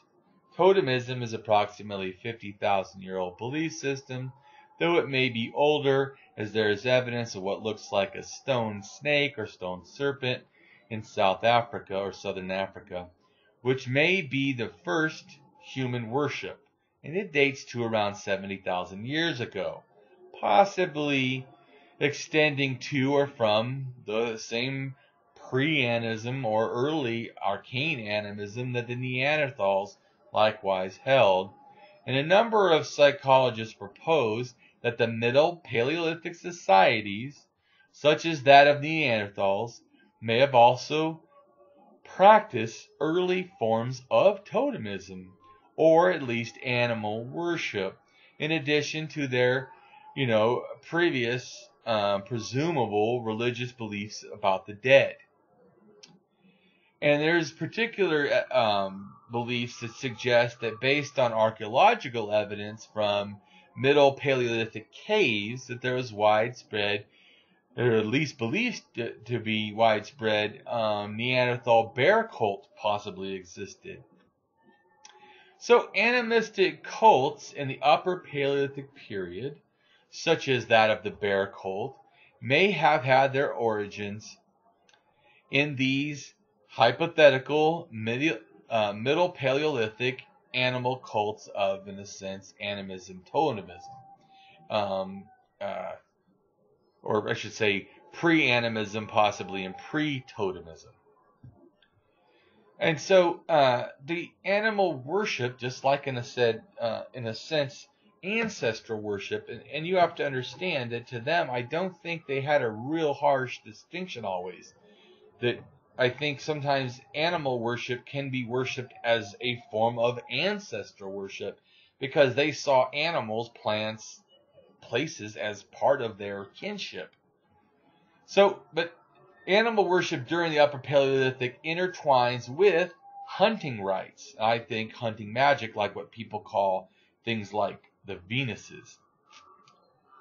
So, for instance, archaeological evidence from art and bear remains reveal that the bear cult apparently had evolved a type of sacrificial bear ceremonialism, or at least it's believed to be so, in which the sacrificial bear was shot with arrows or spears, and then was finished off by a shot in the lungs and ritualistically buried near a clay bear statue covered in bear fur, or believed to be, with the skull and body of the bear buried separately.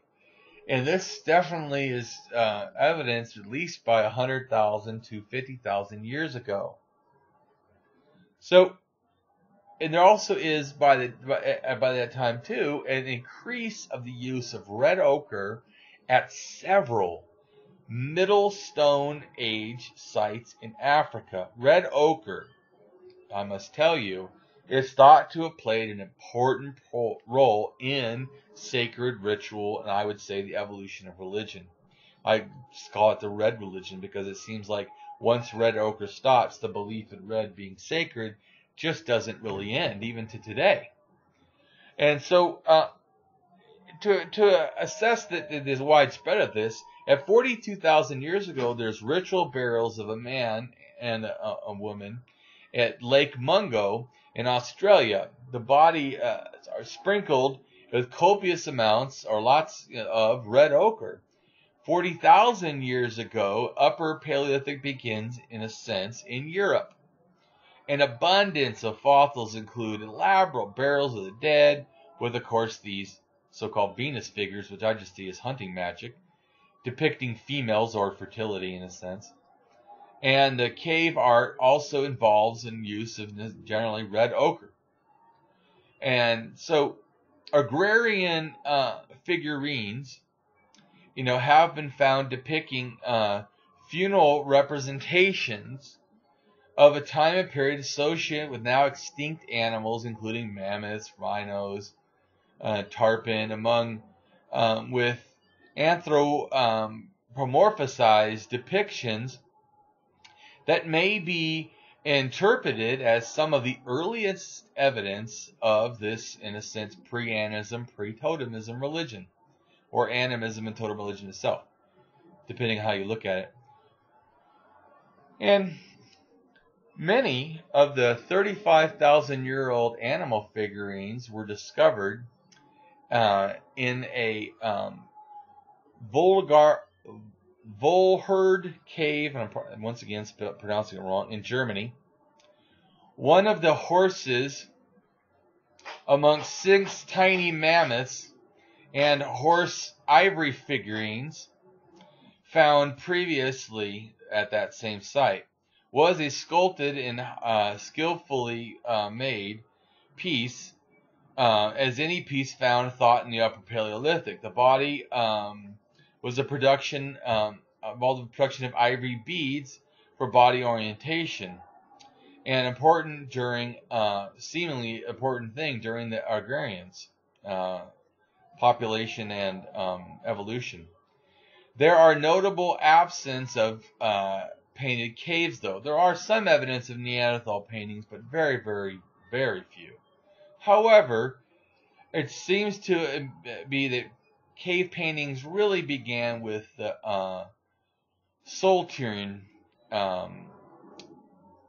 population explosion. It's a type of peoples, like the agrarians. Venus, and I'm probably pronouncing these terms wrong too. Venus figurines are thought to represent fertility by some people. And like I said, I think that largely some of the older ones, definitely before paganism, I think it's probably ancestors or some other type of thing, hunting magic, fertility beliefs. The cave paintings at, I'm probably pronouncing it, Calumet and Lacux, I'm probably pronouncing these wrong, but anyways, are believed to represent, these are in France, are believed to represent religious thought. The oldest caves found at the cave of El Castillo Terrero in Spain in early agrarian is dated to around 40,000 years ago.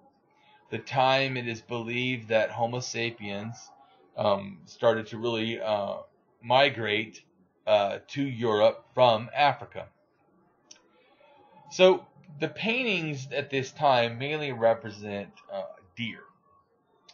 And the next oldest cave paintings found at Calumet Cave in France are dating to about 37,000 to 33,000 years ago. And then there's a second grouping of like 31,000 to 28,000 years ago. Most of the black drawings are dated to the earlier period. So this cave appears to have been used by humans during obviously two distinct periods. There are agrarians and the Gravitons. I probably pronounced both those wrong, but those are in a sense it's not names that people had. It's that archaeology or anthropology is given those names for types of cultures seen in the way that they do behaviors, food, with hunting, whatever, tools used. Anyways, most of the artwork dates to the earlier agrarian era, 2,000 to 30,000 years ago. Late Graviton occupation, which occurred from 25 to 27,000 years ago. The paintings feature a large variety of wild animals, such as lions, panthers, bears, hyenas. It is strange to think these animals were roaming around France at this time, but they were. There are no examples of complete human figures in these cave paintings, seeming to symbolize to me that they really hadn't fully anthropomorphized humans, and thus I don't think they really had gods at this point. So that brings us to Shamanism. Shamanism is approximately a 30,000-year-old belief system.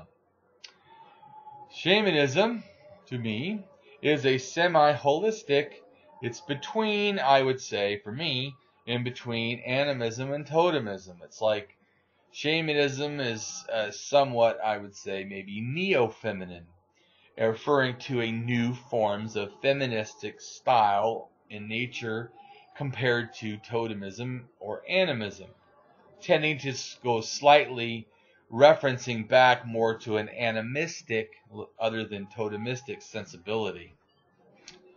Though it has elements definitely of totemism also. But where shamanism invokes animal images as spirit guides, omens, message bearers, including bones or ruins, things in nature can be assessed by a shaman who is believed to have sacred access to them, influence over them or in them, and the world of benevolent and malevolent spirits is in a sense access to them or access to humans in general. And most believe spirits existing somewhere on the, in a sense, in a shamanistic sense, they're on the animistic, probably pantheistic sort of a spectrum. Not totally gods, but they're becoming more so generally. They actively pursue contact, though, shamans with the spirit world. They want altered states of consciousness. They can be done by drugs, drumming, sacred plants, whether these plants can be euphoric or hallucinogen, singing, or say dance, I'm not sure. Anyways, pantheism, just so people can know, is the belief that all reality is identical with divinity in a sense, or God in a sense, or some sort of a power or something, force, or that everything composes and is all encompassing and innately of God in a sense, or deity, or magic, or spirit, or something. Anyways, pantheists do not believe in a personal anthropomorphic God, and thus hold a more broad-ranging doctrines defining or relating two forms of relationship what they believe is the divinity or reality. Though there's a variety of definitions one could give to pantheism. I'm not saying that shamanism is pantheism. I'm just saying it has these kind of inclinations, ranging from, theological to more philosophical positions concerning what a god in a sense is, could be, but it's not like a deity generally we think of today, and this could be on that they have a different way to approach, in a sense, this religious expression of what deity is. It is expressed sometimes, though. It needs to be understood that this pantheism is not, in a sense, atheism. So, not saying it would be impossible for a shaman to be an atheist. It wouldn't. You could be both an atheist and a shaman. In other words, you could not believe in God, but you could believe in spirits. I don't think this is reasonable, but it's possible to do this. So anyways, whereas on the other hand, someone could hold that pantheism is a non-religious, to them, philosophical position, more of a metaphorical, like we're talking about right here. A metaphor, even this one over here, in a sense, is more of a deity than this one. This is more metaphor, less metaphor, in a sense, becoming more anthropomorphic. So you have this new kind of a change. To them, in a sense, according to, world pantheistic movement, scientific pantheism is the only form of spirituality that they know of in which fully embraces science as a part of the human exploration of Earth and the cosmos. Yeah, whatever. Sounds like a bunch of nonsense. Anyways, and such pantheism in general may hold the view that the universe, in the sense of totality of existence of reality, and God are identical, implying a denial of the personality or transcendence of these gods. They assert that scientific pantheism rejects the pantheism respects the rights not just of humans but of all living beings. It focuses on saving the planet in a sense more than trying to, in a sense, save souls, because to them there would be a very little difference. In a sense, souls are people, people are the world, or whatever. God is the world. Anyways, so to them, it encourages you to make the most. I'm not saying this is everybody. This is just some people that are this way.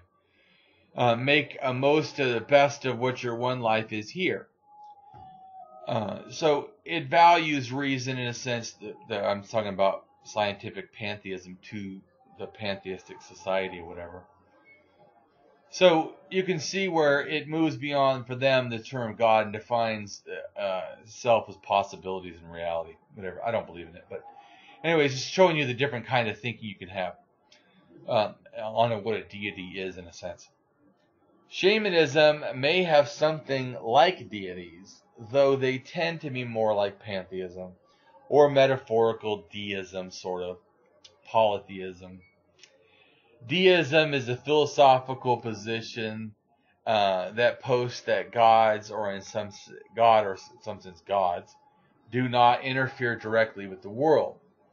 Conversely, it can also be stated as a system of belief which posts God's existence as the cause of all things and admits that his perfection and usually existence of natural law or providence, but then rejects divine revelation or direct intervention of God in the universe by things like miracles. They reject that.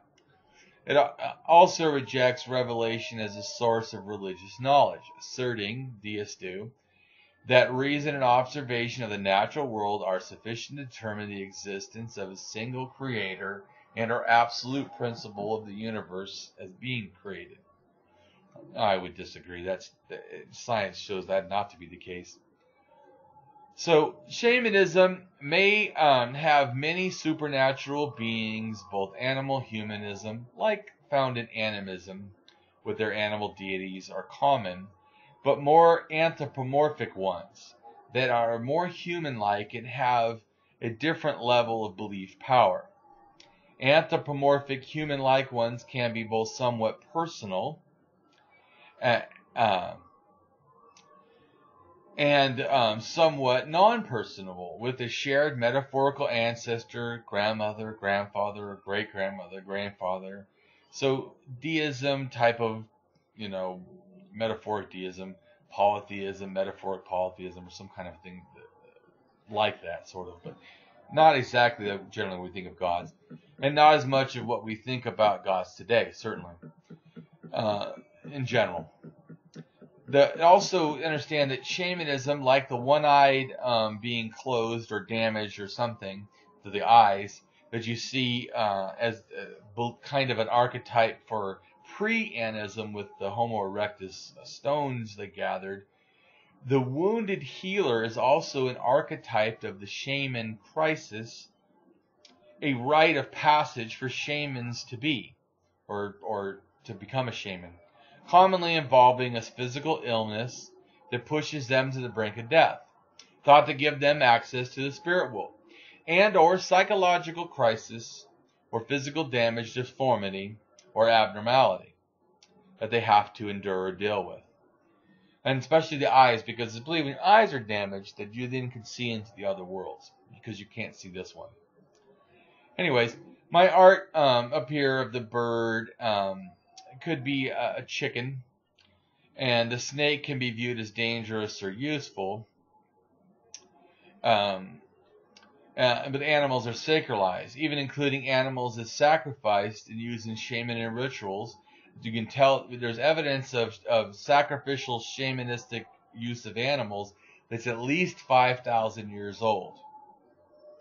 So, shamanist is the belief in spirit-filled life and or afterlife, can be attached to or expressed in things like objects and or used by special persons and or through rituals to connect to the spirit-filled world of life or afterlife.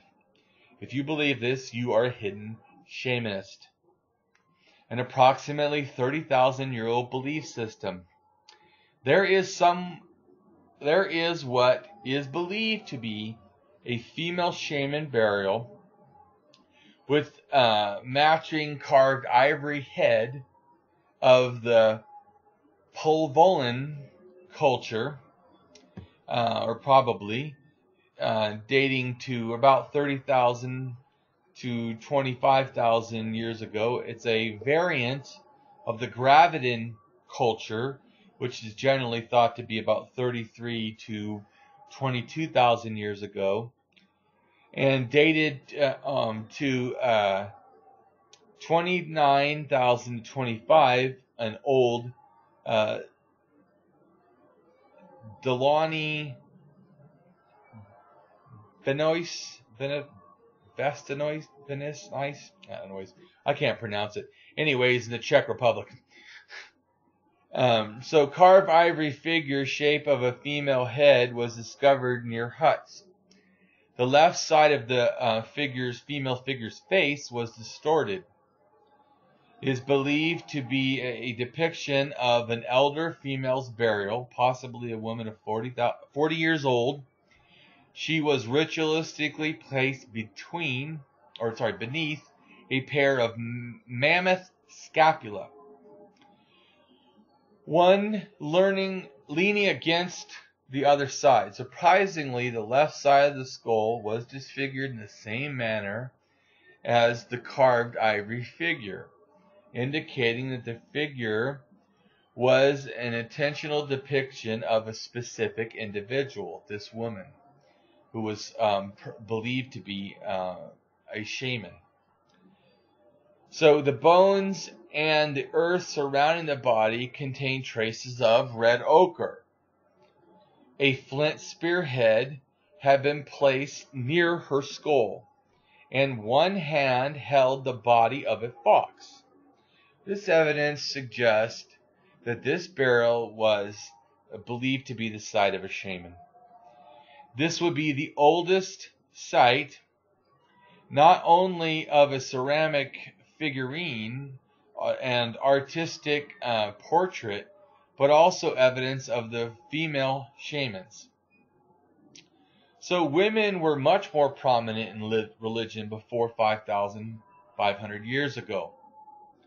A lot of people don't realize this, but archaeologists usually describe two regional variants of the Western Graviton, known namely at sites and caves in France, Spain, Britain, and Eastern Graviton with Central Europe and Russia.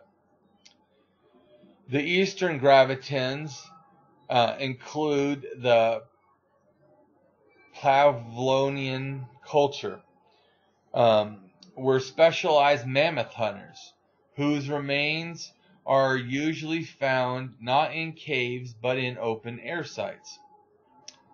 The origin of the Graviton people is not clear. They seem to have appeared simultaneously all over Europe, though they carry distinct genetic signatures. Gravitons, and Agrarians before them were descended from the same ancient founding population, according to genetic data of at least 37,000 years ago. In a sense, all Europeans can be traced back to a single founding population that made it through the last ice age. Furthermore, the so-called founding fathers of this set were part of the agrarian culture, which had displaced another group of early humans that it was by the members of the Graviton culture between 37,000 and 14,000 years ago. So different groups of Europeans were descended from a single founding population in general, to a greater extent than their agrarian predecessors. They are known especially for their Venus or goddess figurine creations. Now we go on to paganism, an approximately 12,000-year-old belief system. And if you notice, we are starting to get all kinds of stuff up there in our belief system. And you're moving to the polytheism. So defining paganism, though, is kind of problematic. Understanding that the context is associated and its terminology is important in how I'm using it. Everybody can use it differently. But in general, to me, paganism roughly, emerged around or after 13,000 years ago, or generally around that time, with the emergence of agriculture explosion in Turkey or Anatolia.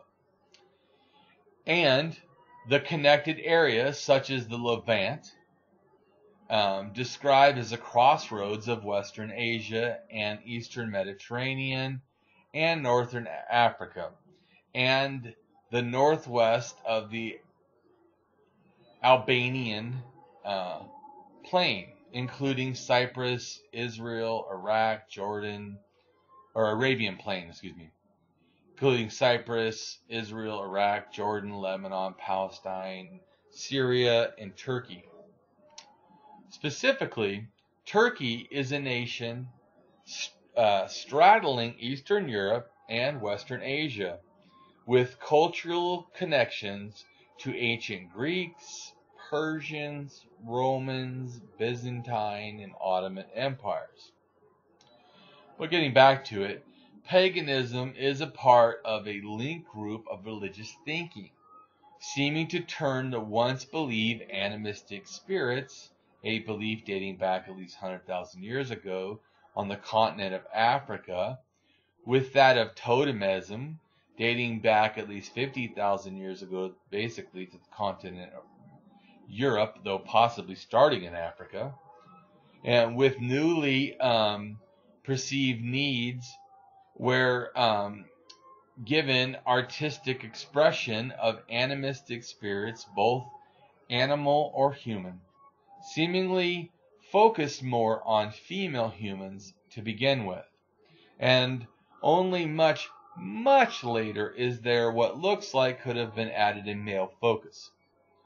But even this evolved into believed stronger communication with more connections in shamanism, a belief system dating back 30,000 years ago on the continent of Asia or Siberia, Inner Mongolia, something, but likely Siberia, with newly perceived needs then were obviously different in Europe than in Africa.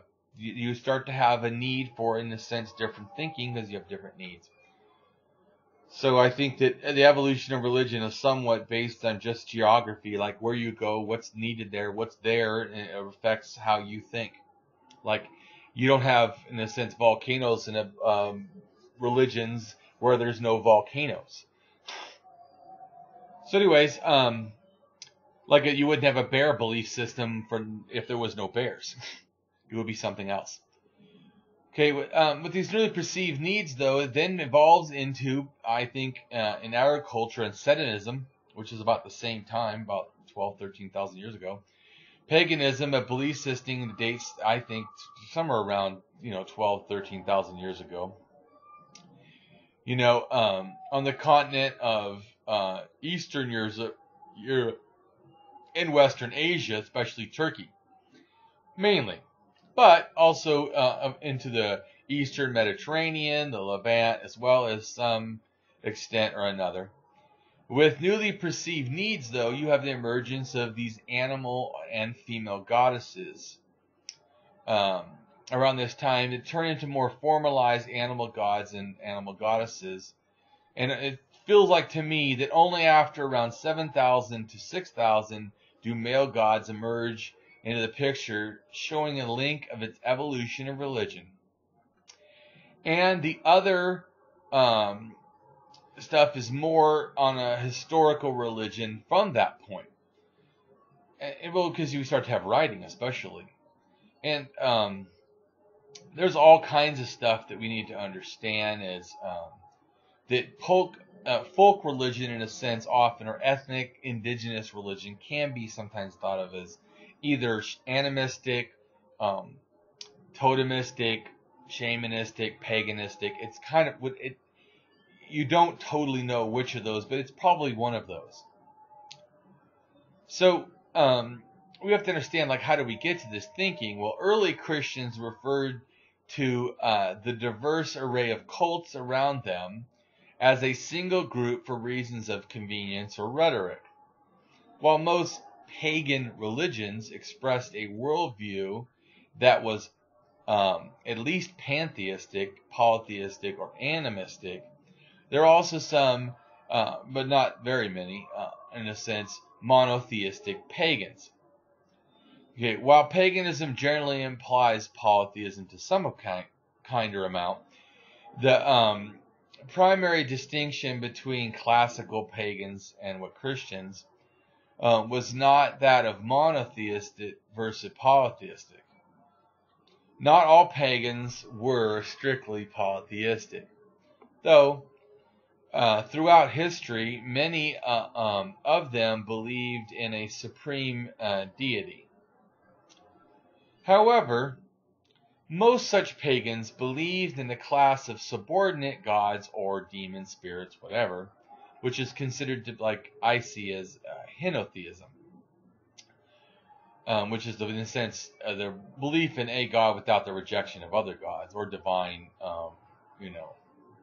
beings or something. Paganism traditionally encompasses the collective pre- and non-Christian cultures around the classical world, including those of Greco-Roman, Celtic, Germanic, Slavic tribes.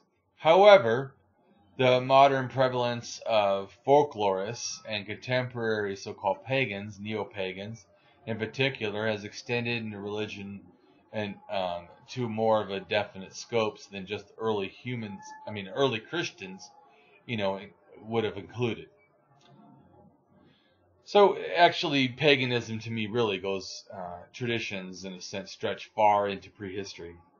Paganists believe in a sense in spirit-filled life and or afterlife, can be attached to or be expressed in things, objects. These objects can be used by special persons in special rituals, can connect to spirit-filled life or afterlife, who are guided, supported by a god, goddess, goddesses, gods. If you believe this, you are a hidden paganist. And paganism is at least approximately 12,000-year-old belief system. And we have some evidence of this in Göbekli Tepe, which is the first human temple, which dates to about that time, as well as Catalhook, which is the first religious design city, which is about 10,000, 9,000 years old. And there's both have evidence of some kind of early paganism. To me, early paganism is connected to what I think of as the Proto-Indo-European language and or religion.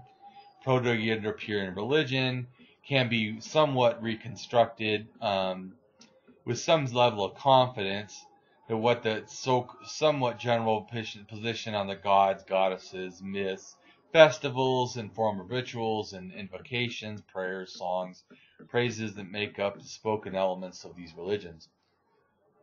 Much of this actively is concerned with the natural agricultural year, or at least those are the earliest elements that can be reconstructed, because nature does not, in a sense, change, because farmers are the most conservative members of society in this sense, and are the best able to keep the old ways, because in a sense, it's a practice of digging into the ground and planting something. It's not that different than the first time that was done, in a sense. So, in a sense, that kind of a farmer in a larger sense is keeping the old ways of this agricultural type of thinking. Anyways, goddesses, there are at least 40 deities. Although gods can be differentiated in many ways and can be thought to evolve into ways that can be known, such as how a deity's gender may not be fixed characteristics, especially for early deities, since they are very often defined as forces of nature, which tended to not, in a sense, have some sort of fixed gender. In other words, like you could have, and also we have to understand is they did worship other genders, as in even intersex or hermaphrodites. There's some actual carvings of figurines where they made figurines of hermaphrodites or intersex individuals who are not specifically male or female. Anyways, among the goddesses that they can reconstruct in a sense so far from the Indo-European, Proto-Indo-European religion or whatever, are, I once again can't pronounce these good, but Priya, Paleo, Diva, I don't even want to continue these, and Yama, whatever. Anyways, there's a couple other ones. I can't pronounce words. Names. Anyways, there are at least 28 myths that can be reconstructed to Proto-Indo-European. Many of these myths have since been confirmed by additional research, including some in areas which are not accessible to the early writers, such as the Levian folk songs and Hittite hieroglyphic tablets. So both these are from Turkey, by the way. Okay, so one of the most widely recognized myths in the Indo-European myth is the Yama. which is killed by his brother Manu, and the world is made from his body. Some forms of this myth in various Indo-European languages are given as creation myths for Indo-Europeans. The Proto-Indo-European, or Pi, people are estimated to have spoken a single language from at least about 6,500 years ago. This attaches to what's considered the Kurgan hypothesis, relating to the construction of Kurgan or Mound graves. The earliest Kurgan mound graves date to about 6,000 years ago in the Cossacks and are associated with Indo-Europeans. Kurgans were built in the early times, Antiquity and Bronze Age, Iron Age, the Neolithic, the Middle Ages, and ancient traditions still active in some southern Siberian or central Siberian today.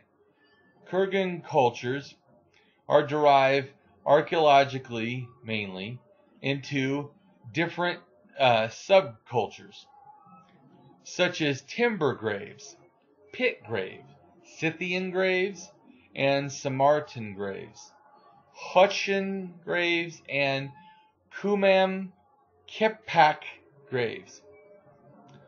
Kurgan barrows were characteristic of Bronze Age peoples in a general way, and have been found from the Altai Mountains in basically Siberia and on Inner Mongolia, and the Cossacks, Ukraine, Romania, Bulgaria. Kurgans were used in Ukraine and Russian steppes.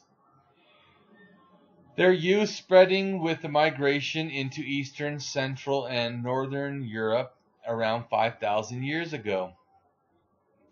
Burial mounds were complex structures with integral chambers, with burial chambers at the heart of the Kurgan.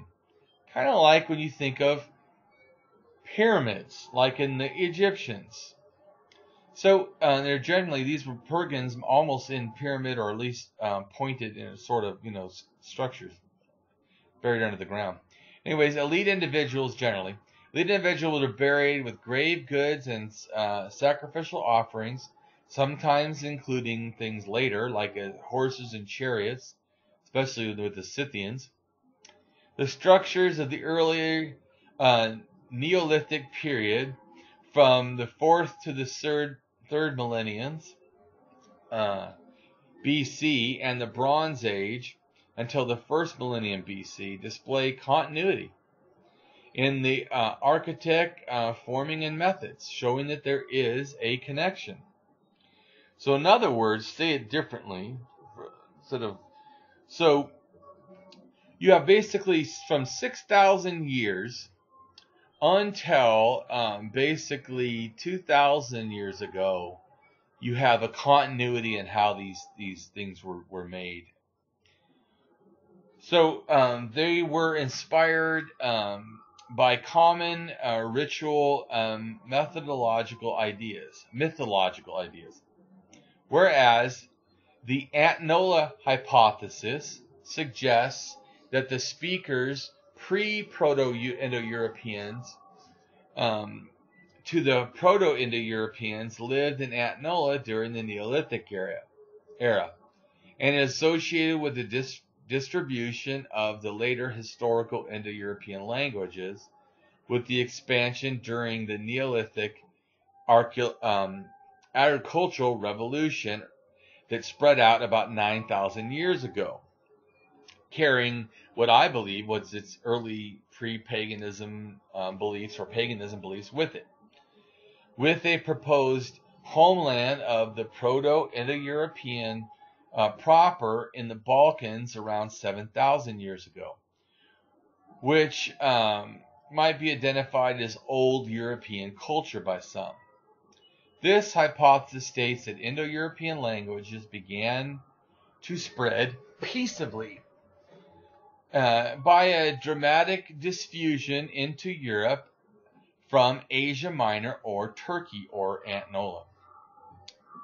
The Neolithic advance of farming, wave of advance of agricultural revolution and agricultural religion, according to most of its inhabitants, in a sense, the Neolithic Europe would have spoken some form of Indo-European languages, and later migrations would have replaced the Indo-European variants with other Indo-European variants. The expansion of agriculture, and thus agricultural religion, from the Middle East would have diffused three language families: Indo-European towards Europe, Dravidian towards Pakistan and India, and Afro-Asiatic towards Arabia and North Africa.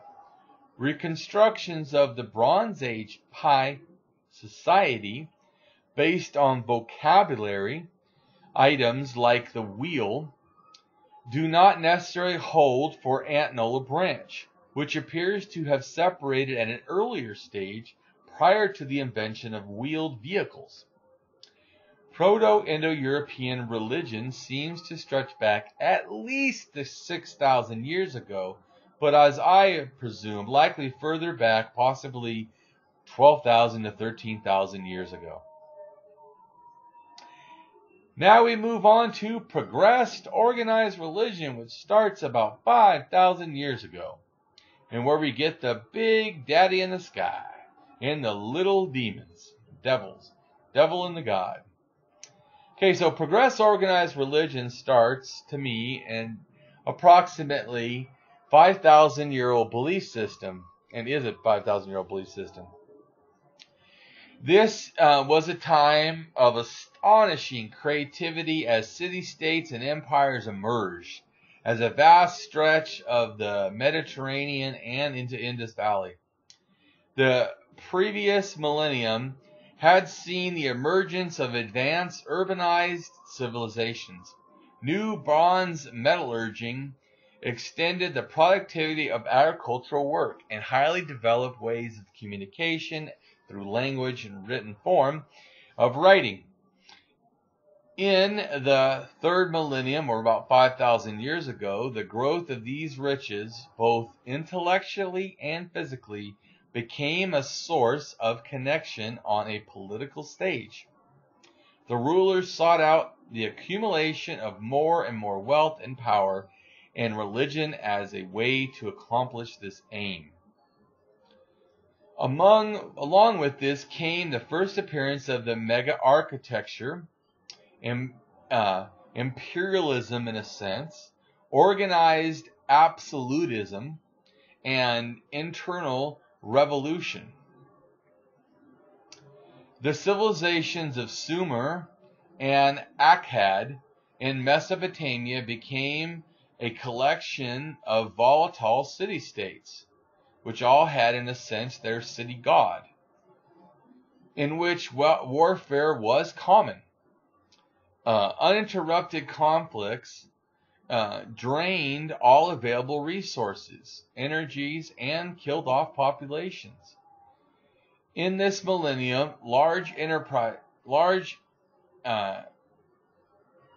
empires succeeded, and lasted, and became conquerors, grew in stature until the so-called Great Sargon, or Sargon the Great of Akkad, whatever, I don't know how to pronounce it, pushed his empire into the whole of Mesopotamia and beyond.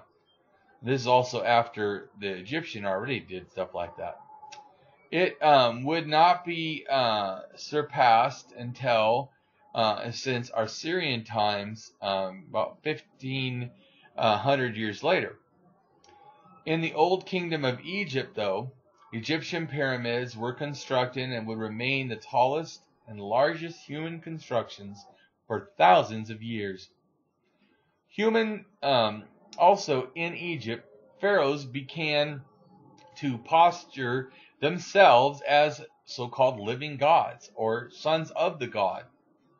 made of the essence different from all other human beings. Even in Europe, which was still largely in the Neolithic during the same period, the builders of megaliths were constructed giant monuments on their own without the same influential imperialist societies, or at least I don't believe so.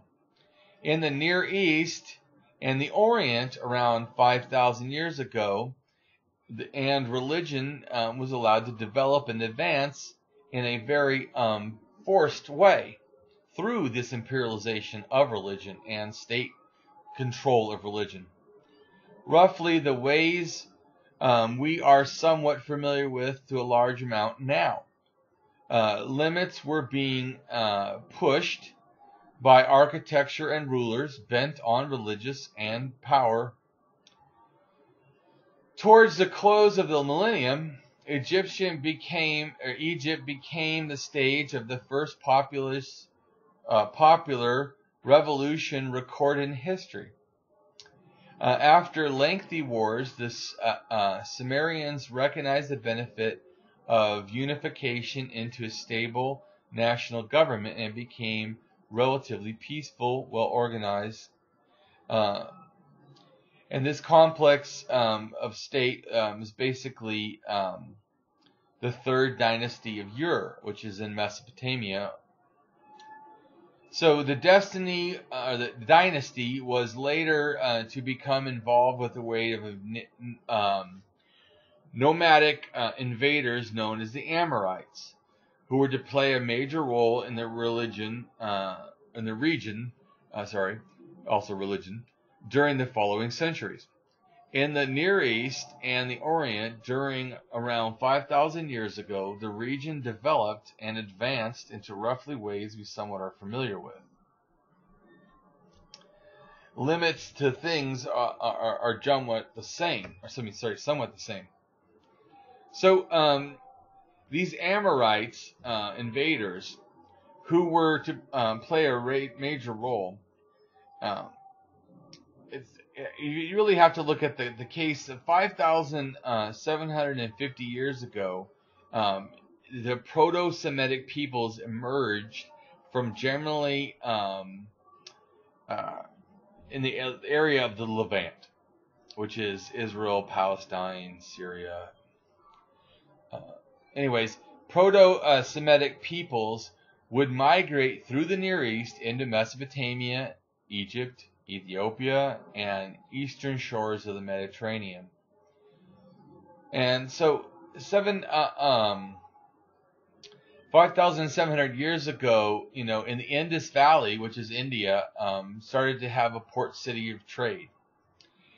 5,650 years ago, the Minoan culture appeared on Crete, and they actually tie back to leaving Turkey DNA-wise, I think about 9,100 years ago. So 5,500 years ago is the birth of the state to me, the rise of hierarchy and the fall of women's status. And then you have, by 5,300, the Indus Valley civilization was a Bronze Age civilization.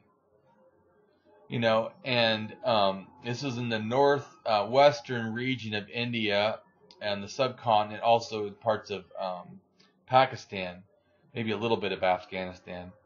And it's noted for its cities built of brick, roadside drainage system, multi-storied houses, as well as creating artifacts that could be linked to pre-Vedic religions by this time. 5,200 years ago, Hellenistic culture and Catalytic culture both emerged in Greece. 5,102 years ago was the beginning of the Kali Yuga, I don't know how to pronounce it right, a new age among the followers of Indian religions. Kali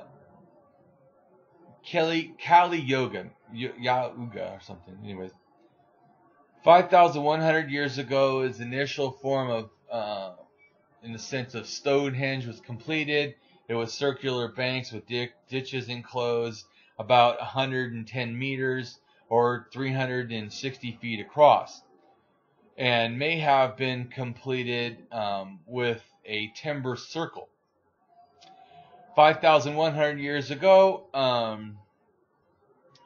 there is basically a 2,500 ton passage tomb aligned to the winter solstice in Ireland. 5,000 years ago is a unification of Upper and Lower Egypt, and thus the first, in a sense, real empire or country state, in a sense. So 5,000 years ago is the first evidence of gold being used in the Middle East. 5,000 years ago, there's vessels found in Denmark. 5,000 years ago is the invention of Sumerian cuneiform, emerged from Proto-Illiterate Uruk period, allowing for the codification of beliefs and creation of detailed historical records, including religious records. 5,000 years ago is the second phase of Stonehenge was completed and appears to have functioned as the first enclosed ceremonial ceremony in the British Isles, or one of them. 4,900 years ago, beginning of the early Dynastic period 1 in Sumer. 4,900 years ago is the Sumerian pictographs involved into phonograms. 4,900 years ago, Mesopotamian wars of the early dynastic period. 4,900 years ago, volatile statues from the square temple in Iraq were made. 4,900 years ago, Syria, the foundation of the city of Mari. 4,900 years ago, Semitic tribes occupied Assyria in northern parts of the plain of Shinar and Akkad. 4,900 years ago, Phoenicians settled on the Syrian coast, with the centers of Tyre and Sidon. 4,900 years ago, the beginning of the periods of sagas of kings of China, also known as the Three Sovereigns and the Five Emperors. 4,900 years ago, the ziggurats were created, multi-platform temples, and similar to the pyramids, which are multi-platform tombs, which are 4,700 years old.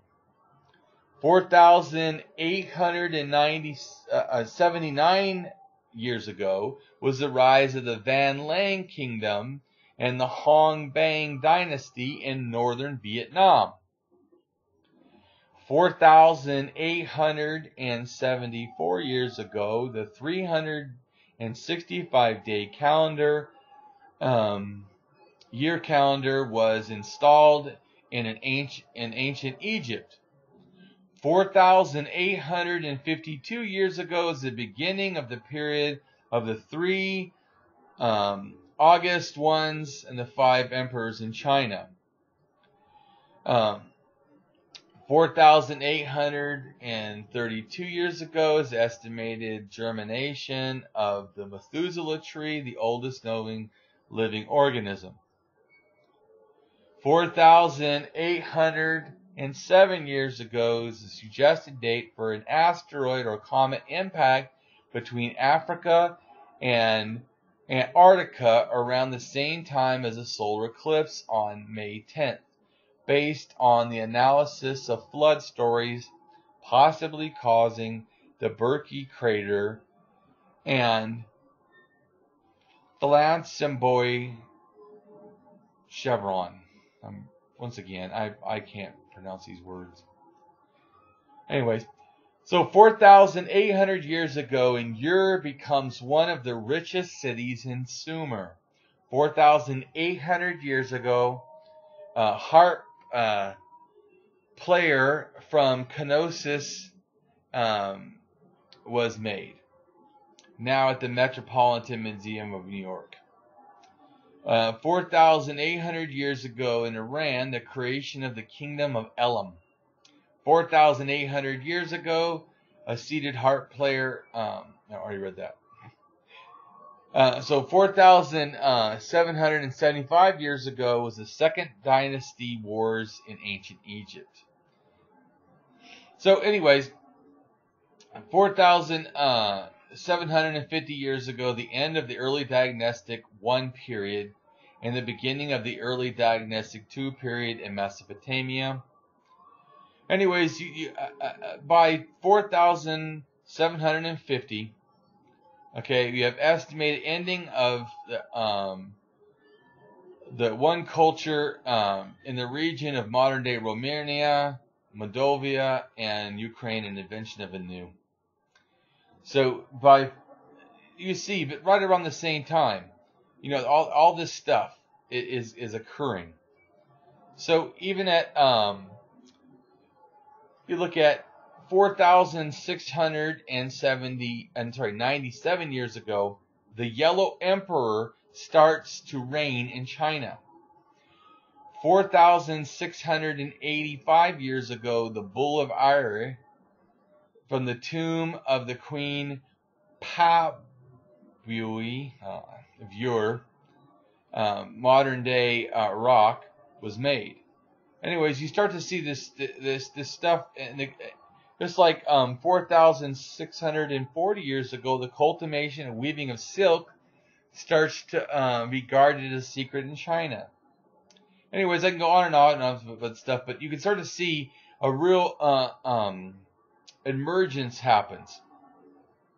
And even in India, 4,600 years ago, there's a maturing of the Harpan phase of the Indus Valley Civilization. Begins city-states of Harpan and Mohenjo-daro become large metropolitan civilizations, expanding to over 2,500 cities and settlements across Pakistan and northern India, Afghanistan, parts of Iran, and covering a region of around 1 million square miles.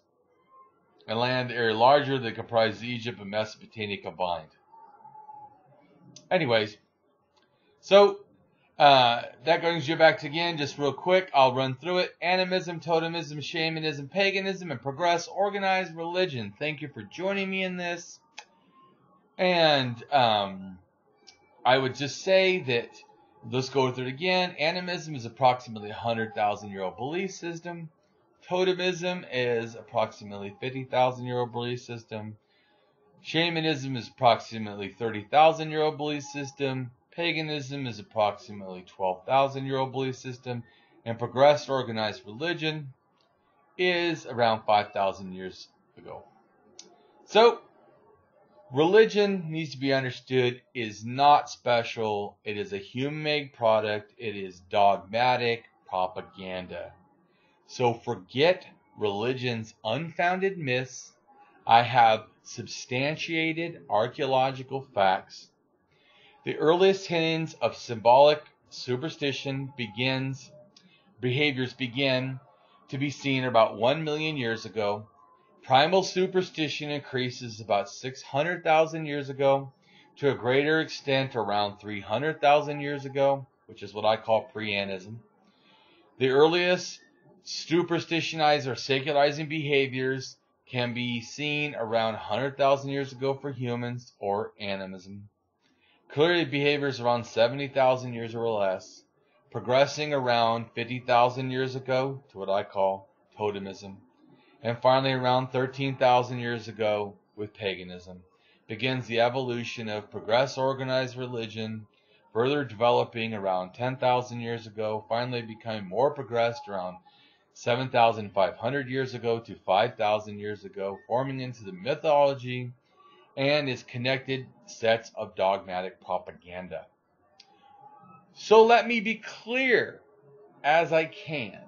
All religions and the theorized deities or supernatural elements they support are but a spectrum of accepted unfounded myths, lies, or institutionalized superstition as well as some amount of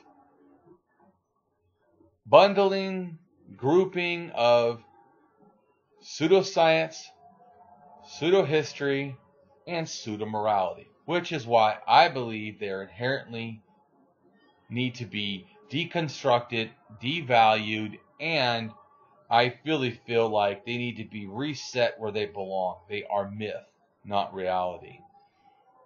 Therefore, there is no denying religion and its faithism, no matter how loved some may be, are profound untruths, or at least that's how I see them, as just a connected set of dogmatic propaganda. And I thank you for your time, and bye-bye.